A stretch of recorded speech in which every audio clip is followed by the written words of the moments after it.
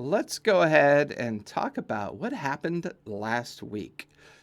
Last week, our team had managed to, after being brought into the Avoste family and gaining residence and discussions and finding out about an excavation site that the young Avoste daughter, the youngest member of the family, taking an interest in Harrow's understanding of arcane nature, managing to convince the team as a whole to, well, investigate and possibly solve the problem of opening up the door into the excavation site and deeper into the tunnels. It was at this point in time that our team found themselves confronted with a very complex locking mechanism, and over a great deal of time figured out how to get the memory door to respond, and in the correct order of the locking mechanism, get it to reveal itself. Once they were able to transgress through the door and into a magically darkened tunnel, I believe it was Gray and Dara who could not resist the voice that drew them deeper into the tunnel and deeper into this space. Dara actually got drawn in the furthest, and with that, she found herself in a area that was becoming more well lit. The magical darkness had dispersed, and a voice began to communicate with her. This voice booming out with suspicion, concern, angst as to why they were coming, what was the purpose. And in the midst of this conversation, Somni and Harrow heard the young Avoste woman scream just as the door shut behind everybody. Dara continued to have a conversation as the rest of the group gathered up their wits and their thoughts, going deeper into the space. And there, standing before Dara, the emaciated, decaying form of some skeletal-like creature amidst what could only be described the remains or ruins of a massive section of a city. Piles upon piles of skeletal figures heaped in post-warlike fashion, dying at the base of this massive wall that had been breached. In the breaching zone of this wall, this giant skeletal figure, in a conversation with Dara, all of you now stand, and where we last left off, the individual shared his name with all four of you as Unthro Unthro. What did I put that one as? Hold on. Let me pull up my Amber Crown, right? His name Alexander Hamilton.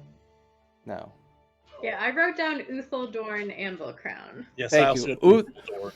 I Uthildorn remember Amblecrown, Lord of Arcanum, is how he introduced himself to all of you. And that's where we last left off. Currently, the four of you are standing around this skeletal-like apparition, bits of skin and bone and meat kind of all juxtaposed and hanging off of his form. He is pulsing with like a miasma-like film of light kind of coalescing around him. And all about you is the ruined section of a massive city, buildings that are teetered over and being held up by some unknown force. The massive piles of the dead everywhere about you, and the skeletal voice introducing himself as the Lord of Arcanum looks at each one of you individually, the glow of his eyes burrowing into you, almost as if you could feel the tendrils of something examining each one of you one at a time. Well, I'm not sure why you're here, but in order to get through the memory door, you must possess no malice towards me or my city. I ask again, why have you come? Why do you seek me out now, of all the time that has passed? 500 years I've been cursed to stand here. And now you have arrived? Have you been sent? What is it that you seek? Harrow looks around and says, "If I may, my liege, there was a family offering great resources in order to have someone unlock your door, but it is useless to them. They weren't able to find their way inside. We were able to do so out of curiosity and passion. I myself am a historian and chronicler of the arcane. I have spent much of my life looking into the deep and buried secrets that the world has to offer, and I have never been more profoundly excited in my life than to meet someone such as yourself." Give me a persuasion check really quick as a base. All right. 13. Okay. The scholar, a family, these things mean nothing to me. If the fates bring you here, I will want to know why the fates include a Templar, a cleric of the grave, a wandering nomad who knows not what they seek, and the one burdened the pain of a world not worth saving. If these fates bring you to me, perhaps there's a reason for it. And it's at this point you guys realize you're kind of walking and talking with him. You don't even realize that you're walking. And as you walk and talk with him, you begin to watch as his form changes. The decay slips away. The pulsing light becomes warm and embracing. And it emanates out from him as he walks with you. And you watch as the collapsed old city peels away, just falls away. The illusion of what this place looked like 500 years ago begins to recover and present itself to you. Many Arafanian and many types of individuals moving about this space. Strangely enough, you pass by a very tall object. And for you, Gray, it looks very familiar, but they're all stone where you come from. This must be what your trees look like when they weren't petrified during the calamity. You're seeing trees in their natural state. You're watching as creatures come by. A cart that's not made of metal rolls by. People are exchanging an abundance of food with each other. There's a large fountain in the middle of a square where people are bathing and washing their hair and cleaning items, almost as if water itself has no value. It's something that just happens every day. And you're in the middle of the street. Clouds are rolling across, and all four of you instinctively kind of jump as you hear a thunderous, like a lightning strike, expecting the acid rain to drop any minute. But it's normal. Water just begins to fall from the sky. And as it's falling, you can hear it pattering on the ground. The breeze not quite presenting itself, but you feel it there. This is completely unfamiliar to all four of you. The creature's visage is now changed. It's a tall Arafanian male with braided hair, braided beard, a circlet upon his head. Some of the finest chainmail that you've ever seen. A shield strapped to his back. A great single-handed hammer at one side of his belt. A longsword kind of fastens behind the shield. As he walks, his voice goes from the gravelly, disconnected voice to, I felt if it is the fates that bring you to me, you should be rewarded with a glimpse of what this world once was. If you're here, I think she may have forgiven me for what I did, and perhaps you are the vehicle of that remedy. Been a long time since I felt the warmth of souls and thoughts that are not of death and curses. Each one of you is in a bit of their own pain, but that pain has brought you here. I feel it. Its essence is in you. So, you are here. I am here. And then the image collapses around him. His visage collapses away, his skeletal, decayed form. You're now standing in front of the breached wall where the piles of skeletons are. Yeah, this is my domain, my curse. Why and what do you want, Harrow? I understand your intrigue and inquisitive nature, but why a death cleric? Why a Templar? And why this pained soul from the reaches of the sea? Why are you truly here?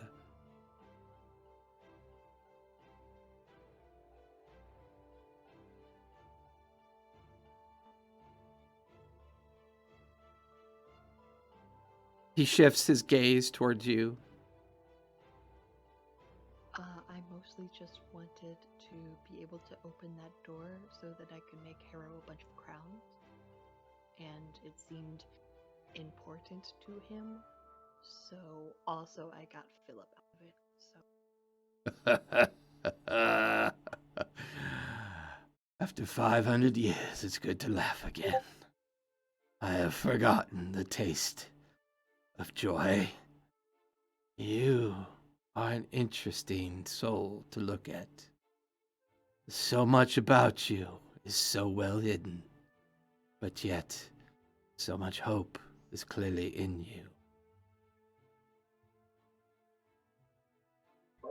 Your Majesty, and Dara will just drop to one knee in perfect learned etiquette behavior for nobility. I mean, she had to serve them. She had to serve everybody. She knows how to. If anything, she knows how to be humble and and then say, this was a job. We don't know why we're here. If there's a mystic reason, you might be able to tell us more than we can tell you. You watch as the face turns down towards where Daria is now kneeling, and the eyes just kind of burrow into the back of her skull, blazing with a kind of like translucent light. Child of the wastes, your type of vengeance is known to me. This world has been broken many times because of it. I appreciate your clarity and honesty in telling me of your lack of unknowing why you are here. I fear the fates have brought you here for each of your own reasons, or as a group I do not know. One does not stand here for 500 years and question the fates. I am intrigued as to why she has sent one of her Templars here. And all of you watch as the skull turns towards Somni, the eyes blazing a slight greenish hue. Is this our first time hearing that word to describe Somni? Yeah, I mean, for the three of you, that's not only an unfamiliar word, but it's a word that, well, actually, the three of you give me history checks as he says it, and we'll see how much you can figure out from the reference. Gray 100%. Yo, I know. On me with the biggest, like, shit-eating grin, like, tell us your story. If there's one thing you don't have to worry about, Harrow on a knowledge roll. 25, yo. 22. Nice. Oh, Dara coming in hot with the knowledge. Smart 20. half orc.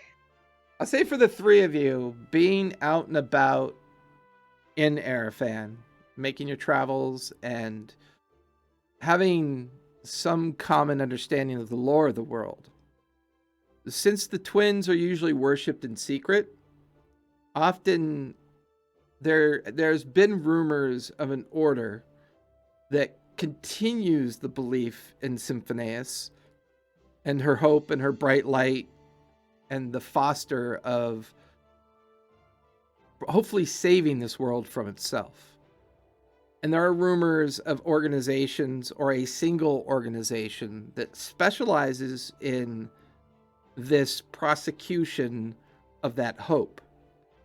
And there have been words like priests, Templars, paladins, the Hammer Keepers, the Truth Keepers, the Seekers of Light. It's almost as if there's so many references that the truth kind of hides itself in plain sight. But for the three of you, it begins to help you understand some of Somni's hesitation in sharing perhaps who he is. The idea that his secretive nature is not one that's meant to be malicious, but if he truly is what this creature seems to think he is, he treads on very dangerous ground being in Titan's Fall. Wait. Templar? Did you hear that? Templar for her? Do you think he's what? While our reasons may not excite you for why we are here, perhaps it is the fates that have brought us all together, or perhaps people more powerful than they. If she has decided to send one of her own here, I will show you what the last days of my reign looked like. I will allow that vision to prosecute your understanding of why the world is the way it is. And with that same illusion begins to oscillate behind him, but this time it's very different. The city itself is a grand splendor of just square miles and square miles of these huge, beautiful buildings. You watch as in the very outskirts of this massive city, this huge earthen creature, almost a mile in height, half a mile in width, comes just trailblazing into the city, destroying it square block by square block. You're watching huge gargantuan buildings shatter and fall away. In this breached gate in front of you, it's now no longer dilapidated and destroyed. It's whole and solid. Tens of thousands of Arafanians are in combat here with individuals that are cloistered in very darkened armor, carrying banners that look familiar to all of you. The banner of Talona emblazoned up into the skyline. The banner of the Arcanum colors that you saw from his circlet and the coloration of his wear in conflict in front of this gate. You see the Lord of Arcanum transition from this space, and he's now down in some unknown chamber, and this chamber is being revealed to you. In the middle of this chamber is an orb that is circling. Got like a pink yellowish hue, and it's pulsing with an intense energy. You watch as the Lord comes over, places his hand on the orb. Since she has abandoned me, I give all I can to protect this place. And you watch as all this energy pours out of him and into this orb. The orb expands out and out, creating this protective bubble within this region that you stand. And then you come back to the gate, and in front of the gate, you watch as the horde of priests and Talona followers just overwhelm the front of the gate, bringing down both the Lord and those around him, and great heaps of dead are piling up. There is, up in the sky, this towering, mile-tall monolith of a creature brings both of its huge fists down, shattering the bastion gate behind him, sending just everything out and cascading out in great distance. Then you watch as this creature is hovering like it's getting ready to destroy the last of this city. Meteorites appear out of nowhere as Telona priests up on the shattered wall call in these huge meteorites and begin to destroy this creature as it destroys the city. The Lord looks up and in a curse yells and curses Symphonius. And in his frustration, "Why have you abandoned us? For so long we kept your light whole. I curse you and your kind to damnation forever for what you've done to my city. Your people scream for you as we lie here dying." And with his last breath, the energy of his curse emanates out of his form, back down a series of hallways, through his throne room, through the throne room, down into a series of catacombs, through the catacombs, down into what could only be described as a vault or crypt of some sort. There, the orb oscillates, this curse driving into it, and then reflecting out. And as it reflects out, you watch as his skeletal form rises. And there's this soft voice that now kind of pulses into the space. "I had not abandoned you. This war rages for us all, not just you. You are so easily dissuaded, so easily do you lack the faith required of what it takes. For this, you will stand in your failure for the rest of time." And then the vision fades, comes away, his skeletal form standing there, looking down, the eye sockets dimming from the reflection. Contemplative look. You watch as the skulled face turns to each one of you. "This is how the world ended more than 500 years ago. There must be a reason for why you're here. There must. Templar, I wish I could take it all back. The fact that you still have hope and light shines from you tells me that there might be a chance. I'm just not entirely sure it's worth the risk."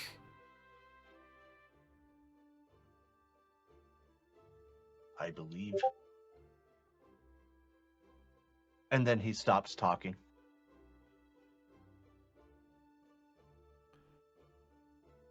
So, I don't think it's worth the risk. People enslave other people, they mutilate them, they deform them, they beat them, they rape them. Where are the gods in all of this? Like, they're not worth saving.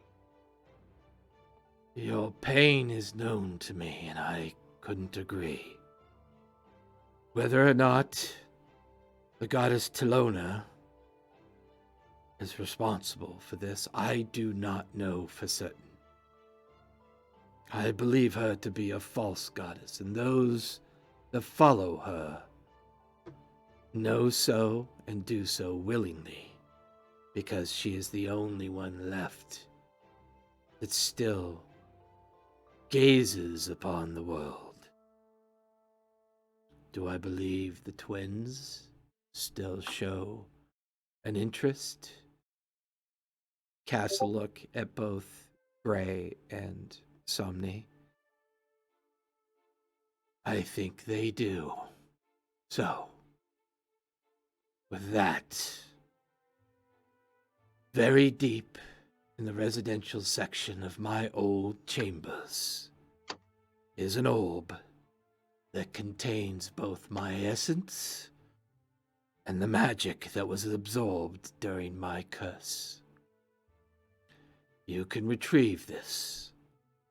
I believe that magic could possibly help prosecute the undoing of what has happened to this world.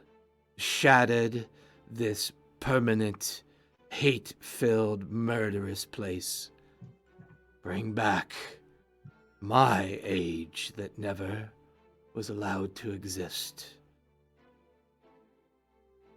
But I fear what lies between here and there has been set there with the purpose of preventing that from ever happening.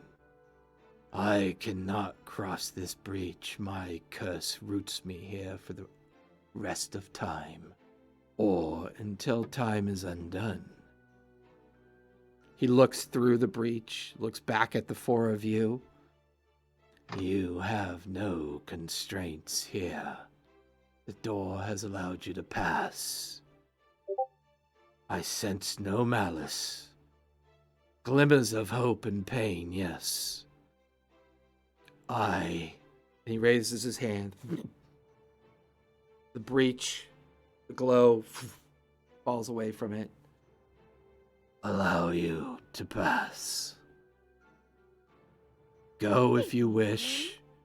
Real quick. Yes. Does this guy seem like he's telling the truth, or like he's trying to get unlocked from this space, and it's actually like a demigod lich thing, and it's gonna kill us all? Yeah, give me an I'm insight curious. check.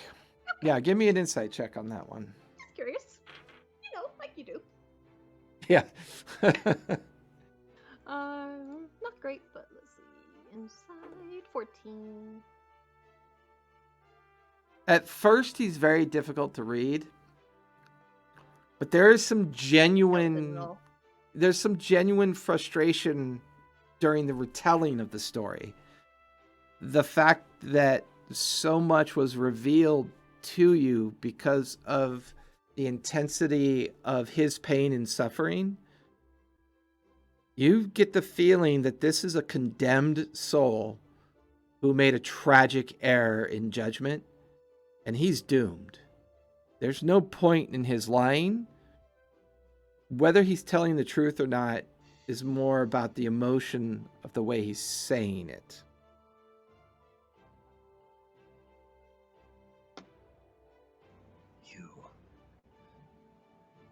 You think that there is some hope to command a power so great that it could bring life back into this world?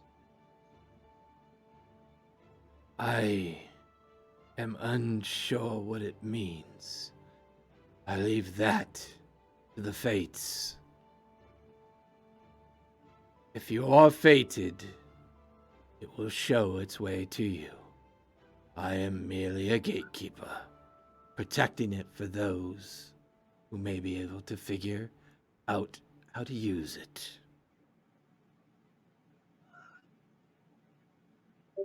As you wish, great Lord of Arcanum. So the four of you are standing there. He seems to be very passively.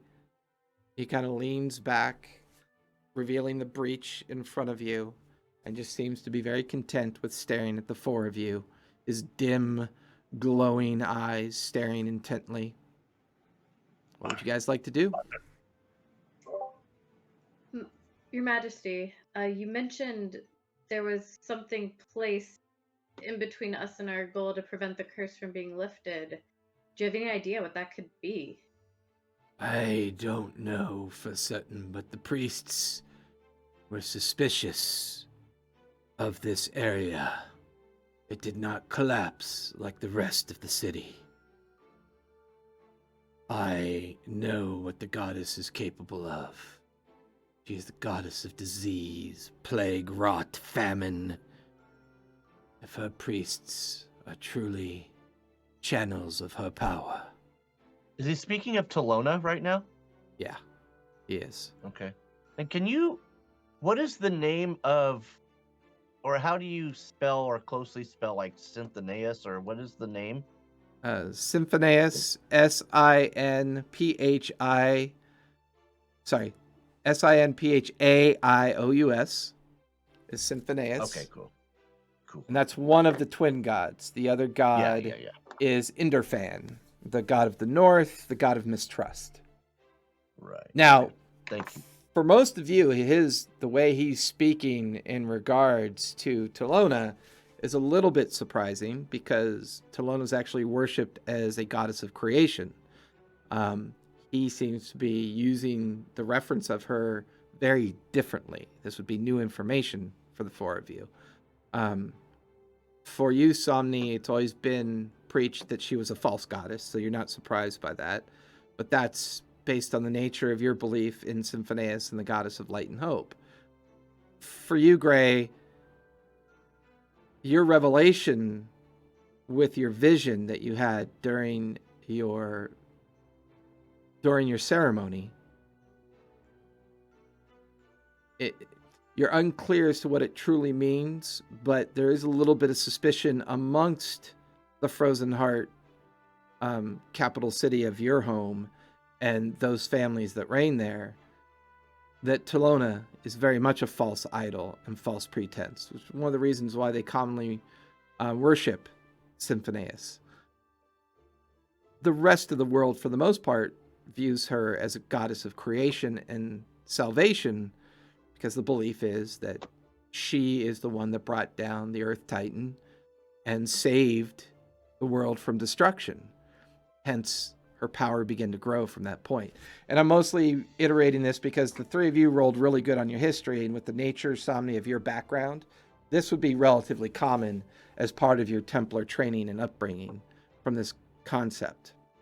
But for the four of you standing here in front of the Lord of Arcanum, this is your first visceral kind of connection to a lot of those beliefs and the intent of those beliefs. And he's describing things that could have been put in place in anticipation of this very situation, this occurrence of someone finding him and fated to retrieve the orb. So he's unsure as to what could lie between here and there, but it could be anything related to her power and her priest's power. And he seems unsure what to expect because he's been rooted in this spot. He's been unable to leave this spot as the gatekeeper into the inner sanctum of the King's Hall. But the illusion he was able to provide was the illusional effect of the throne room, the King's Hall, the catacombs that lie beneath it, and then the vaulted space where he conducted his ritual to prevent this area from collapse. What is his official royal title? Was he king? Is he a lord? I would know with the, again. Well, actually, no one knows of it. So here's the problem, right? So from your histories, you don't actually know of him at all. He is lost to the histories. What did he call himself, guys? What did he call himself? The Lord of Arcanum. Lord of Arcanum. How he was introduced. Okay, all right. But for all four of you, there are no oral or written histories about his reign, about his existence. And I'll say, as a free insight, get the feeling that he was the last one to reign over whatever this city used to be. There was just complete annihilation of his history. This is the first time any of you have ever heard of him.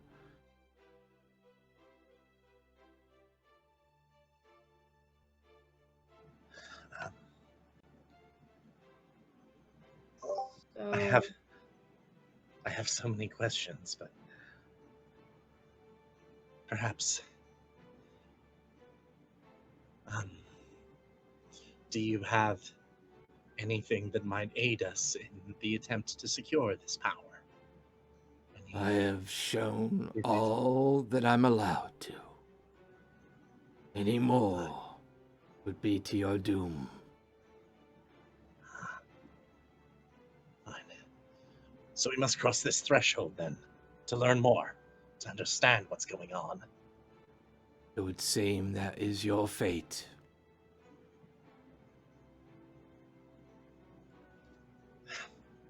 Oh, also, DM, I at last session cast Shadow Spawn as I was pressing on the wall and summoned up my memory. Do I still have that guy? Yeah, I'm there's been no dispel effect. There's no counter magic effects going on. I'll say It it's lasts still for in, an hour. yeah, I'll Alright, say sounds- I'll say that this conversation and the discovery has taken about 30 minutes. So there's about 30 minutes left on that effect. All right, sounds good. I will turn to the others and say, unless you've any reason to dawdle.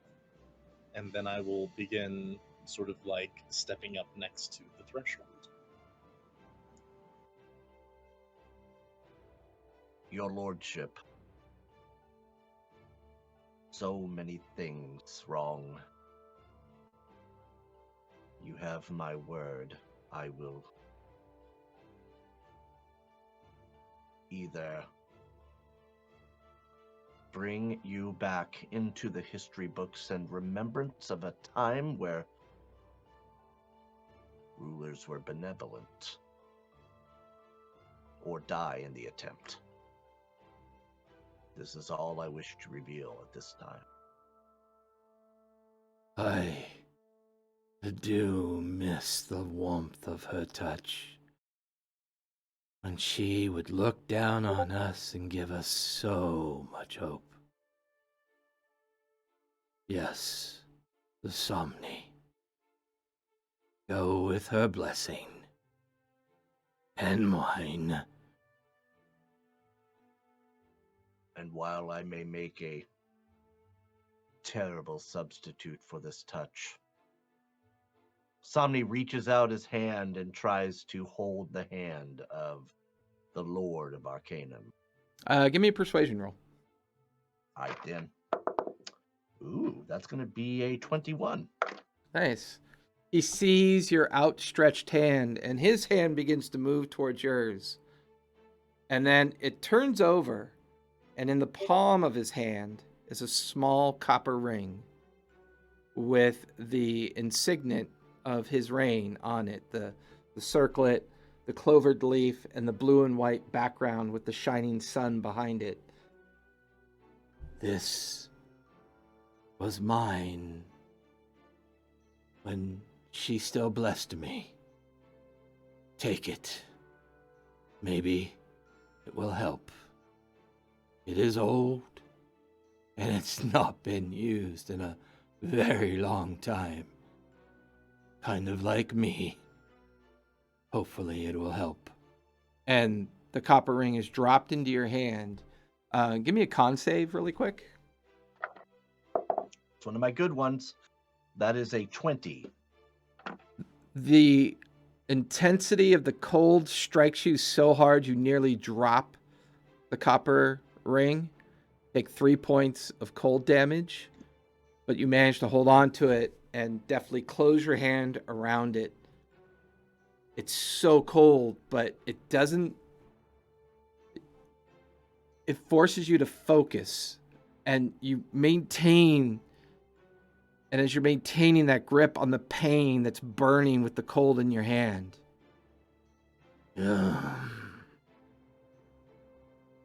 Pass off something from the dead to the living is not always easy.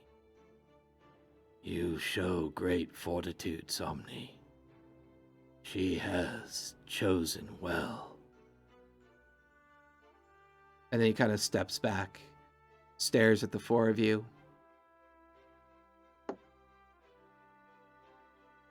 And currently, Bow Harrow, you're by the forged. threshold, right? So, Harrow, you're by the threshold. Somni, what are you doing now that that interaction's taken place? With a lingering glare that, a lingering stare that just sort of says, "Till we meet again." With a flourish and a bow, I will head to where Haro is. Okay.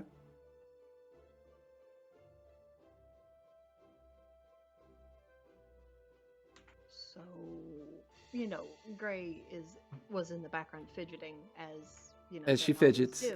They're a fidgeter. If they're not on screen having a conversation with somebody, you can probably assume they're fidgeting with something. So I will walk up to this gentleman and just say, "So this metaphor is gonna get a little bit difficult to follow. But I don't think anybody with a name like Amble, the word means to move, should ever be rooted in one spot. But you showed us your roots, and I think it's important to remember where we come from. And you used to rule over this place when it was living and bountiful. So I offer you this, and I will offer him a flower crown of amber flowers with like roots and vines. Put it together. Death could find any of us between now and getting back to you. So Give me a persuasion roll. Okay. I'll say with advantage because both Harrow and Somni have done a pretty good way of kind of diminishing the tension with their successes. A 2 and a 3. Score. I know, right? He looks at the offering and is impassive about it. Child of the Fae, I cannot take this from you. Its intent is understood. Well, my hand will merely decay it, and it will destroy it when I touch it. I do miss the elves so much. Leave it on the ground in front of me as a testament to your worth. That light that shines in front of you, that not even a dagger across the throat could extinguish, is quite visceral and understood. You truly are fated to be here, but perhaps it's not a doorway you look for. Perhaps it's something through a door to bring back. Those things can be tricky. But go with my blessing and my hope. And you watch as the energy in his eyes kind of gleam yellowish white, more softer color. The extension of your insight on him earlier revealing to you. This thing is very powerful, but also very punished. This is a cursed creature of the worst order. And you can feel it in his ache to want to take the flowers from you, just to feel something living again. But he is unable to touch living things, which is why he had to drop the copper ring into Somni's hand. You feel that because as you get close, the void like cold just sucks the very light from you when you get too close to him. There's no lying from this creature. There's just the endless suffering of something that just can't die.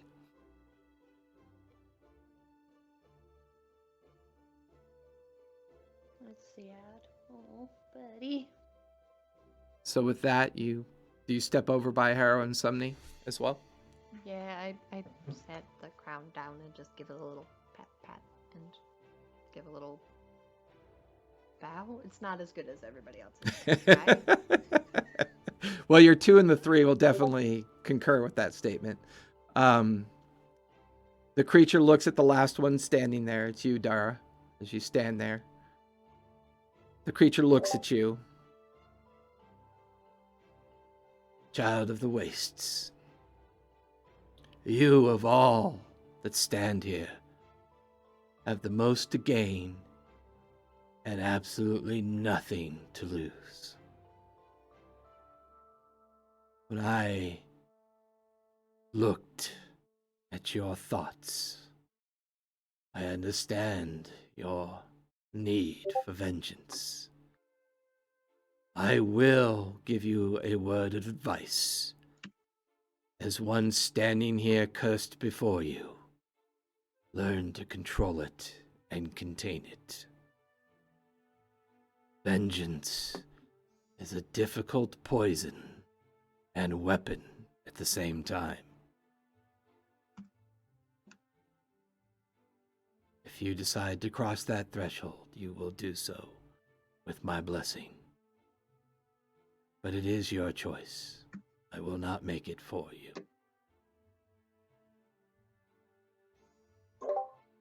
Dara will look at him without changing expression, just bow slightly while staring at him and turn around and walk over to her friends.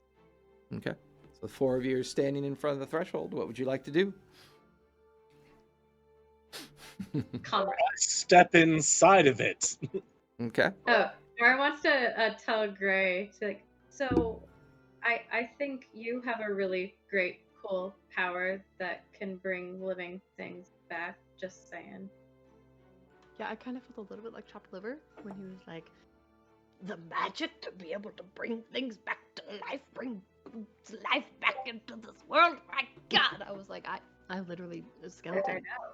Angelo, I pudding literally brought pops. the skeleton back to life. Literally, it was a skeleton. He got thrown into a bin, and you were watching, and you all made fun of me for him. I know. I think to be fair, he probably meant like the whole world, and not like a skeleton. Great. Thomas, I get it. We should probably. go through the void. Yeah. Okay, let's go. So one by one, you guys step over that threshold and you feel the cold energy wash over you. You can feel like this kind of barrier kind of warp behind you as you step through it. And you seem to be in a space that's quite massive in size, maybe a courtyard or a parade ground of some sort of a time long gone. Everything here is either dust, stone, rubble, sand. What was ever here once before is long since rotted and fallen to nothingness. The only thing that strikes your interest would be an interest to Gray. As Gray, as you look over, you see a petrified tree that has probably fallen here at some point in the long distant past and has become a petrified hunk of wood. And it's huge. It's maybe 100 feet in length, 15 feet around, lying on its side. And it kind of reminds you of home a little bit. Only there they still stand straight up, waiting for their, hopefully, some release from their stone encasement. All of you drift into this space. Time goes by, Harrow. You feel the connection with your shadow creature dissipate and fall away. As you follow the beginnings of the illusion from what you can remember, 20 minutes of travel looking around at this mostly preserved stone facade, but yet nothing living or organic is present anywhere. The absence of life is loud. No flying insect creatures, nothing crawling on the surface. There is nothing living in this space as you walk through it. You come to a series of massive stone stairs leading up to very large iron doors, 4 of them to be precise. Above the doors, you can see an emblem, the crown, the clover, the sun behind it, the circlet, the sign of the Lord of Arcanum. This seems to be the entrance to the throne room at this point. Everybody go ahead and give me perception checks, please. That's a good sign. I turned the input like way up on the mic, so I'm gonna speak kind of softly for the moment. Is this any better? Yes. I don't have it like maxed out. Also, I knew Mike is supposed to be here by tomorrow, but the interface is not supposed to be here till like Monday. No So worries. This should definitely be fixed via. I think you could be louder if you wanted to. Yeah, Okay. you could be a little bit louder if you want to. That way you could save your voice if you'd like to. Hey, what's that? So yeah, my new mic is supposed to be here by Saturday, but the interface is not going to be here until like Monday-ish. But either way, this should be fixed before next Friday stream. So Very cool. Very cool. Thank you.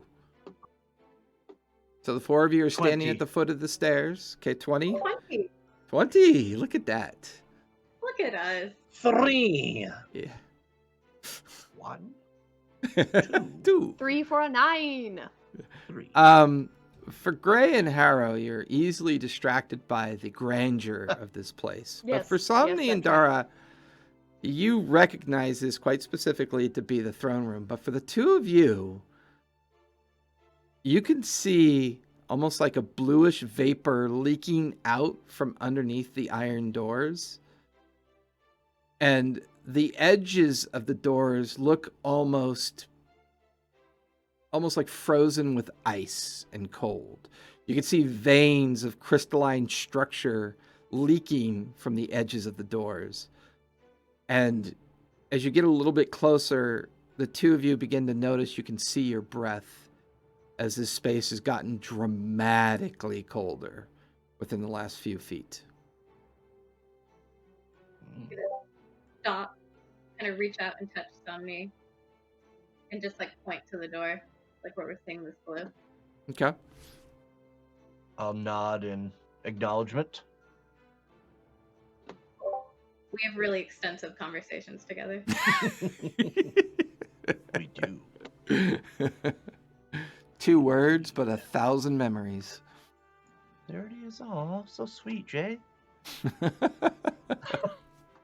Armor of Agathis. I'll cast it. Okay. Dara, your hand is now Armor, not Armor only of is it Agathis cold, just- but now it's it's a spell. colder. Yes. Cool. What does this allow me to do? No, I cast it on myself. Oh, okay. Look at me. Okay. A protective magical force surrounds me, manifesting as a spectral frost that covers myself and its gear. I gain 5 hit points. So you're Emma Frost now, is what I'm hearing. Yes, and yes. Oh, the fact that you even know what that is, you are every comic book lover's dream. But do you remember the name of the group she used to run? Oh, you're putting me on the spot here. I don't recall, but I do know what you're talking about, actually. Look it up. But yeah, the fact that you even know who Emma Frost is, that makes me very happy.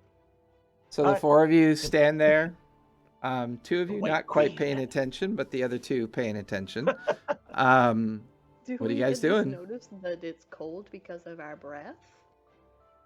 I would say at this point you're beginning to experience the cold, and I'll say that you notice that both Dara and Somni are staring intently at the giant iron doors in front. Dara, hear me out. Yeah. Spider sweaters. Spider sweaters. Yeah, yeah. What does that mean? A sweater I from a fear spider, your soul or is a sweater for a spider? I feel like your soul is broken. Both. We already have spider chunklas. not There's spider no sweaters. magic strong enough to fix you. Do we experience cold this severe ever out in like the nomads land? No, even during the time of dark, right? You have the time of light, the time of heat, and the time of dark. The time of dark is a very short period of darkness. It gets cold, but nothing like this. There's even a bit of a numbness in your fingertips at this point. The breath is In all deeply my cold. art, for the record, Harrow has this kind of like tribal looking outfit that only extends down as far as his chest, leaving a bare midriff in this freezing cold. It's cold. My Pants. Arms. What's that? But what about pants? You said you only have a thing. It's like from there. It's like a kind of roby dress thing. I'm wearing a man skirt and kind of a crop top.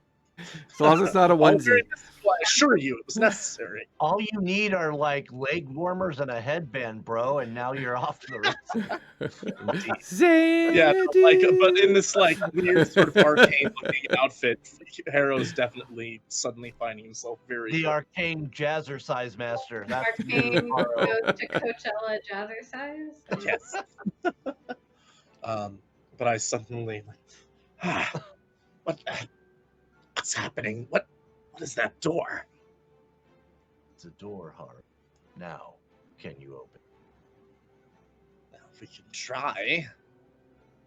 I will examine the door, perhaps even investigate it if I'm allowed.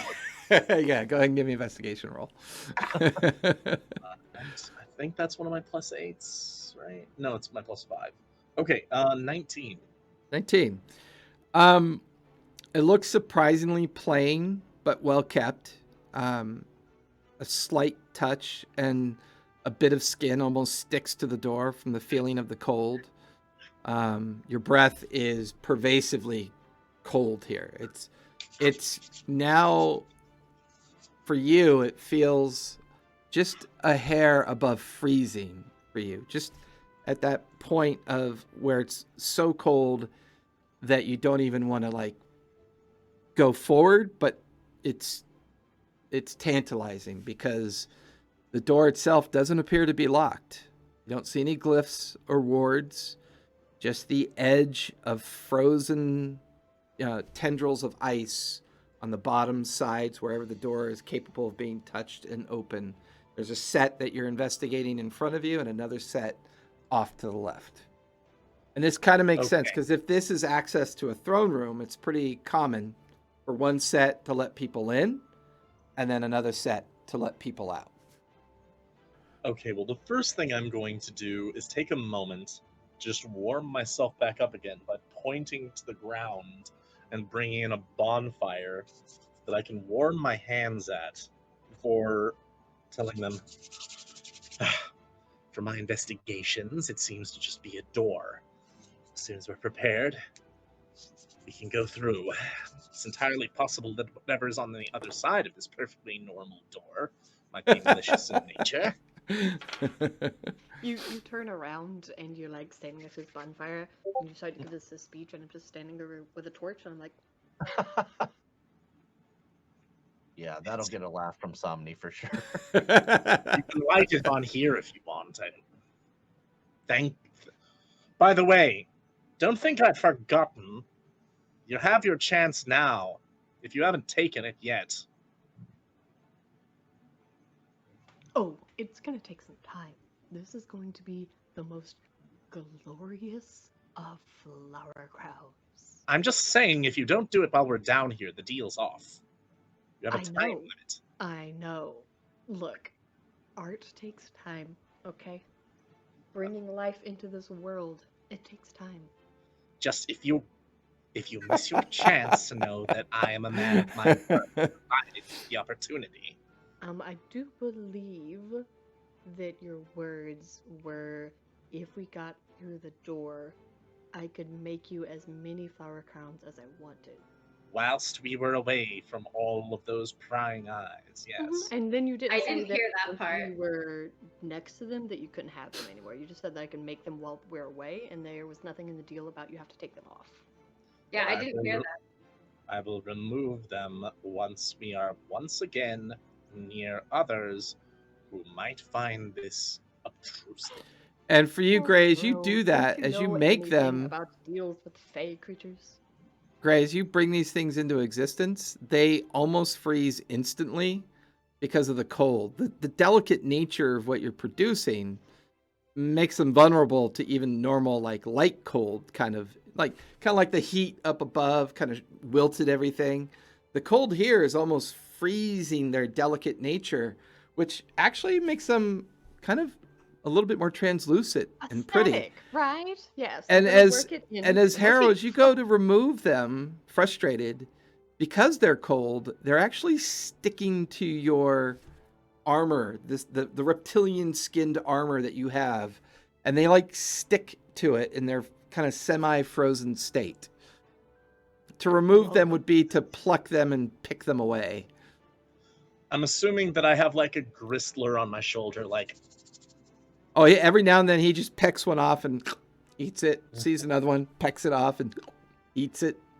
I tried to make Gristler a flower crown as well. He probably eats it. It's fine. you just got to get them full. That's the thing. Mm-hmm. I suppose I'm as prepared as I'll ever be. And then I Wait, finally hold take on. my own torch and hold it to the fire. Okay. And keep myself warm that way.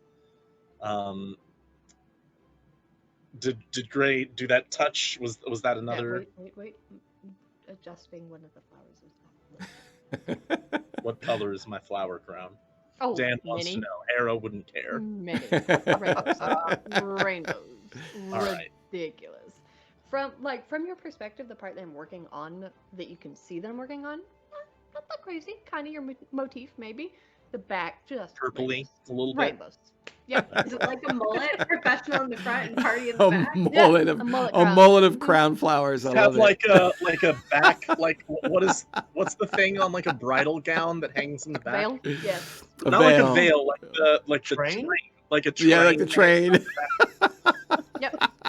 All of All right. the souls were broken. It's a really good look on you, to be honest. And it's on top of the mask. I love it. Yep. I am the Dark Flower King. I need this art. Is his mask sticking I to was his just face? thinking that we need art of this. Of just Harrow with Gristler like. Give me His mask torch and stuck just. to his face. Somni, give me a perception check really quick as you kind of like peer at Harrow as he steps up towards the door. 16. I mean, it doesn't look like it is. In fact, whatever magical nature this mask could potentially be might be kind of preventing that from happening. There's almost like a bit of a vapor coming away from the points where his mask and skin kind of buffet with each other. I will say, if you are a strong historian, you might be able to tell that it does not look like a modern fashion. It would be very old. Yeah. All right, I'm gonna open a door. Things. I open a door. Okay. Go ahead and give me a con save. Con save. Great Oh, thing yeah. to roll 4 on. You have died of dysentery. What'd you All roll? right, hit me, Big Papa. Hit me, Big Papa. I rolled a 4. Plus, in case it matters. Yeah, plus, 0. Yeah. So as you press on the door to push it inward, based on your investigation, it looks like they would push inward. The other ones would push outward. You feel the palms of your hands stick momentarily to the iron door, and you peel them away, leaving patches of your flesh behind on the door. But the door does push open. You take 8 points of cold damage. Third of my health. And now you are Sounds nine-fingered like horror. somebody shouldn't have given themselves a flat con. I do what I need to for my magics. You guys are all level Speaking of 20, those right? magics, can't you make like one of those hands? You guys really need to be level 20 for this part, so good luck. Oh, good. We're definitely prepared. Well, all together we are. Yeah. Those hands can apply 5 pounds of force, Gray. This was a heavy door. And as you guys watch as Harrow pushes this door open, the last like bits of the warm air just crystallize. And there's almost like a mini kind of frozen kind of fall of the air around you. And you just hear this like hollow sound coming from inside, and just an emanation of bluish kind of light pulsing out from what could only just feels frigid inside, very cold. Haro, get 11 points back on my heal. Nice. You are a saint. Thank you. And it So was what are the very nonchalant, just very, as a matter of fact, shoulder touch. Get 11 back. Not hiding it as much, Right. knowing right. that the broken one has been staring at me in my magics. Fair enough. Doors now open. What do you guys do?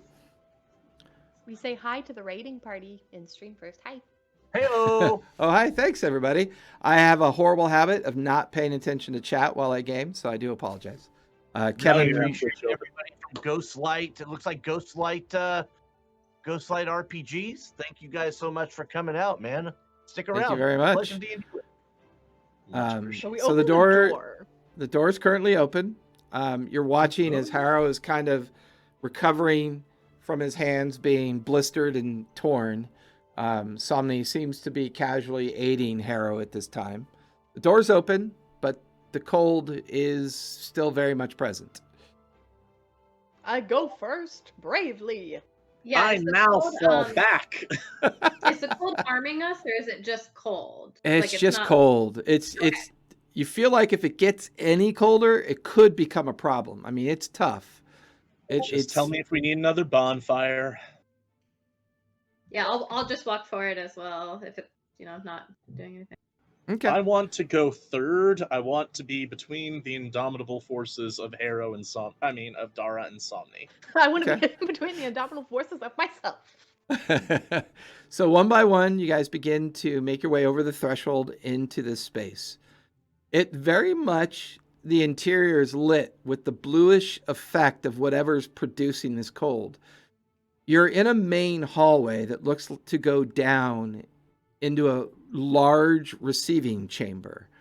Great broken and fractured columns on your right and your left, some toppled, some kind of in state of rubble, some perfectly aligned and holding up sections of the above ceiling. Stepping through this hallway, there are great chunks of frozen energy like ice that is connected to things. It's emanating a bluish hue, giving this place its light. As all four of you come into this hallway and looking down into the king's throne room that you remember from the vision, one by one you watch come into existence. See faces. Dozens at first, then hundreds, as the entire throne room is now shoulder to shoulder with hollowed eyes and translucent bodies that just all turn towards you as you begin to make your way into this chamber. And you can hear echoes kind of swirl about you. Oh, warmth. So hungry. Food. Hunger. Bring them closer. Don't give them a fight until they give us one. And their translucent forms passing nearby. I need all four of you to make con saves, please. I refuse. Oh God! Stop it! Stop it! Not gonna roll it. Natty 18 for an 18. Okay. How do you like that? 2. Somni. 18. 18. Somni. Okay. How about a solid 2 for a 5?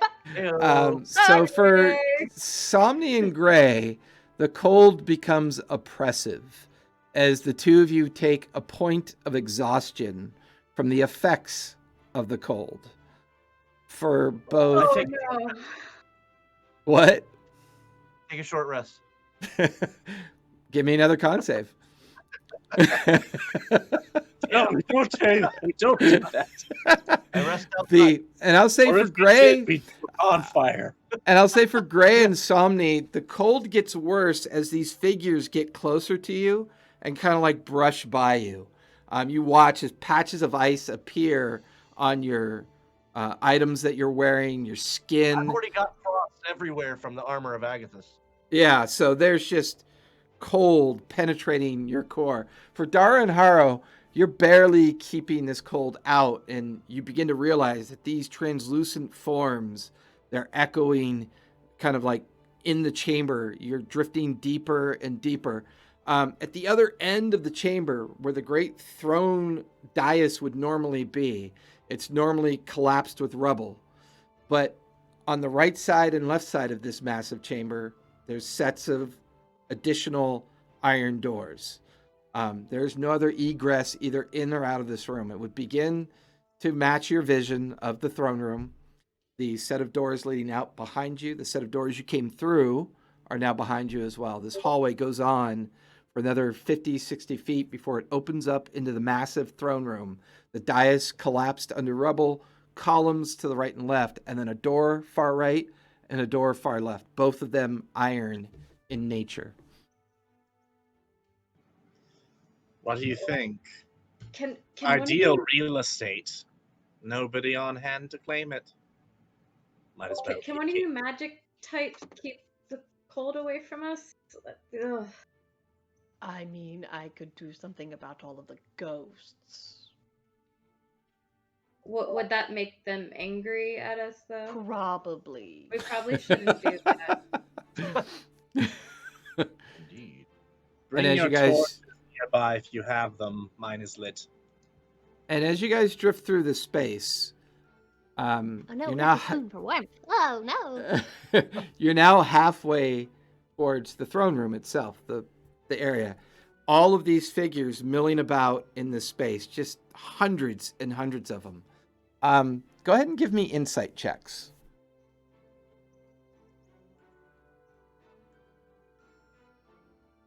It's great the stuff that Harrow rolls great on and the stuff that Harrow rolls abysmal at. 6. 6. Okay. Yeah. Once Okay. again. 13. Okay. 9! 9. Yeah.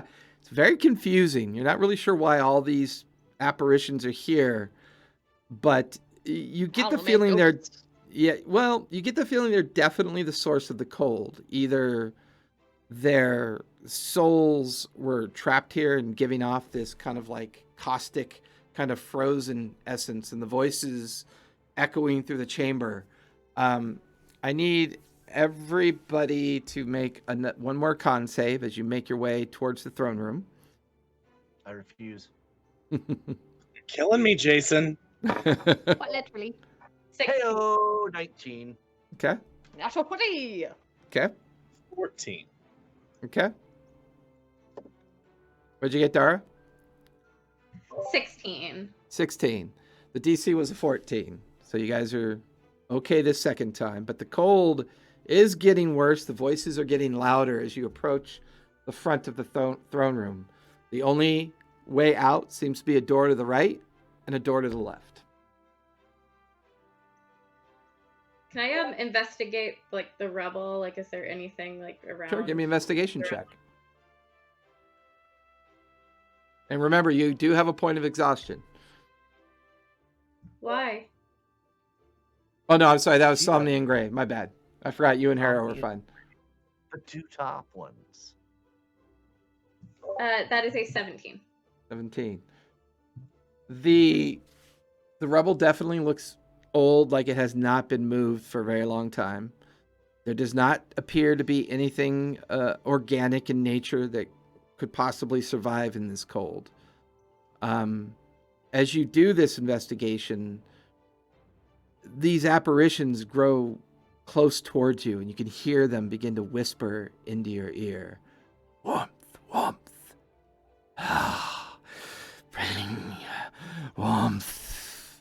And you can feel the cold kind of pulsing into you as they drift around you. And you begin to realize that these apparitions are quite reactive to your physical nature investigating this area as you shift rubble and move blocks and stone aside. And as you do, at first you see a single frozen skeletal hand, and you shift another block, and then another hand, foot, part of a leg, part of an arm. As you begin to realize under this massive collapse of rubble are many skeletal remains, just kind of like collapsed and in and under, pieces of bone sticking out. And then you kind of look around and begin to see more. There's hundreds of just bits and parts of skeletal remains protruding from different sections of this throne room under rubble and stone. Hey, I found some skeletons over here. I think they're just remains. I don't know if there's anything else that could help us. Are they of any use to you, Gray? Any skeleton can be put to use if you put a skeleton to use. Do you intend to? maybe. But hey, and I do this thing towards Harrow's shoulder, like, yeah, bonfire. And once Goes one. Harrow, you do that, poof, you guys can feel just a bit of the cold dissipate. You cannot feel the warmth of the bonfire at all. All you notice is the cold is not quite as cold. Lighting that bonfire prevented another con check. Hey, Nailed I it. mean, these are concentration, but I can keep walking down and then. Yeah, like you're like gunslinging into the ground. Pew pew pew pew pew. So what are you guys doing? I don't think I'll cheese it quite that hard. Yeah, I'll add my torch to the fire as well We're saying now. hi to more Okay. raids. Hi. Hello, more Ooh, raids. hello. Yeah, what is up? The real Shadow Legends. Yeah. Initiative League, I love the name. Welcome, glad you guys are here. Come play some D&D with us. We are in a Dark Sun 5e campaign. We're in the crypt, I would suppose, or something like that. Of The some throne room. former king, Throne room? room of some former king. So Do we come and think watch us freeze our asses off with this Yeah, magical we're probably gonna cold. get really frozen, and Yeah. it's gonna be great. Also, there's skeletons, and that's exciting. Yeah, if you have Actually- some jackets, put them on. As the Next husband big mage trial. here, I have decided to let it go. Yes. All right. No. Is there Just one in who's time to open? watch us be defeated by a door. Yeah, you're just in Yeah. time for total party kill. Yeah. Let it go. Let it go. Oh God. Can't hold it back anymore. Psychic damage. How much am I taking? That's 7. All of it. Yeah. The storyteller has 82 points of exhaustion from the psychic damage. Yes, You're you so should go disco for it. with those Joy. lights. I love it. You must gather your party before venturing forth. Eventually, I will master the Mad Max headroom. You know, the Max headroom look. The So Are for we these going left or doors, right? We're raising some skeletons? What are we doing, bud? yeah, are they exactly the same? Like any indication that maybe one is a little glowy, the other isn't? Or... give me a medicine check. Does one say safe and the other one says death? Dara, give me a medicine check. a medicine check for the doors. I thought you were doing the Okay. skeletons. No, I missed that part. I thought you were examining the skeletons. The door. Yeah, No, what? Check the door's heartbeat. give me a investigation check for the doors. Tara's a really bad cleric. She's gonna listen for the door's heartbeat. No. Honey, dead, no. Jim. The door. She's dead, Jim. I'm a doctor, not a carpenter. That is 14. 14. They seem to be devoid of the effects of the frost and cold. They're not doubled. It's a single iron door that looks like maybe people that would come and go, out and in of the throne room and maybe go to another section behind it or beyond it. It kind of makes sense from a contemporary perspective that this would be a potential exit. The fact that it's absent, the frost tells you that the temperature on the other side may be canceling out the ability for the cold to stick to the door.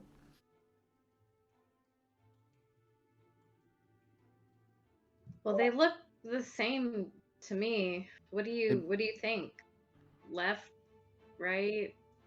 If we Do you have want to no go to method, each one? if we have no method of determining which is superior, I don't think that we should split up, and we should simply make an arbitrary decision. Left. Let Dara's just gonna walk left. Okay. I'll follow. Harrow will follow in the third place once again.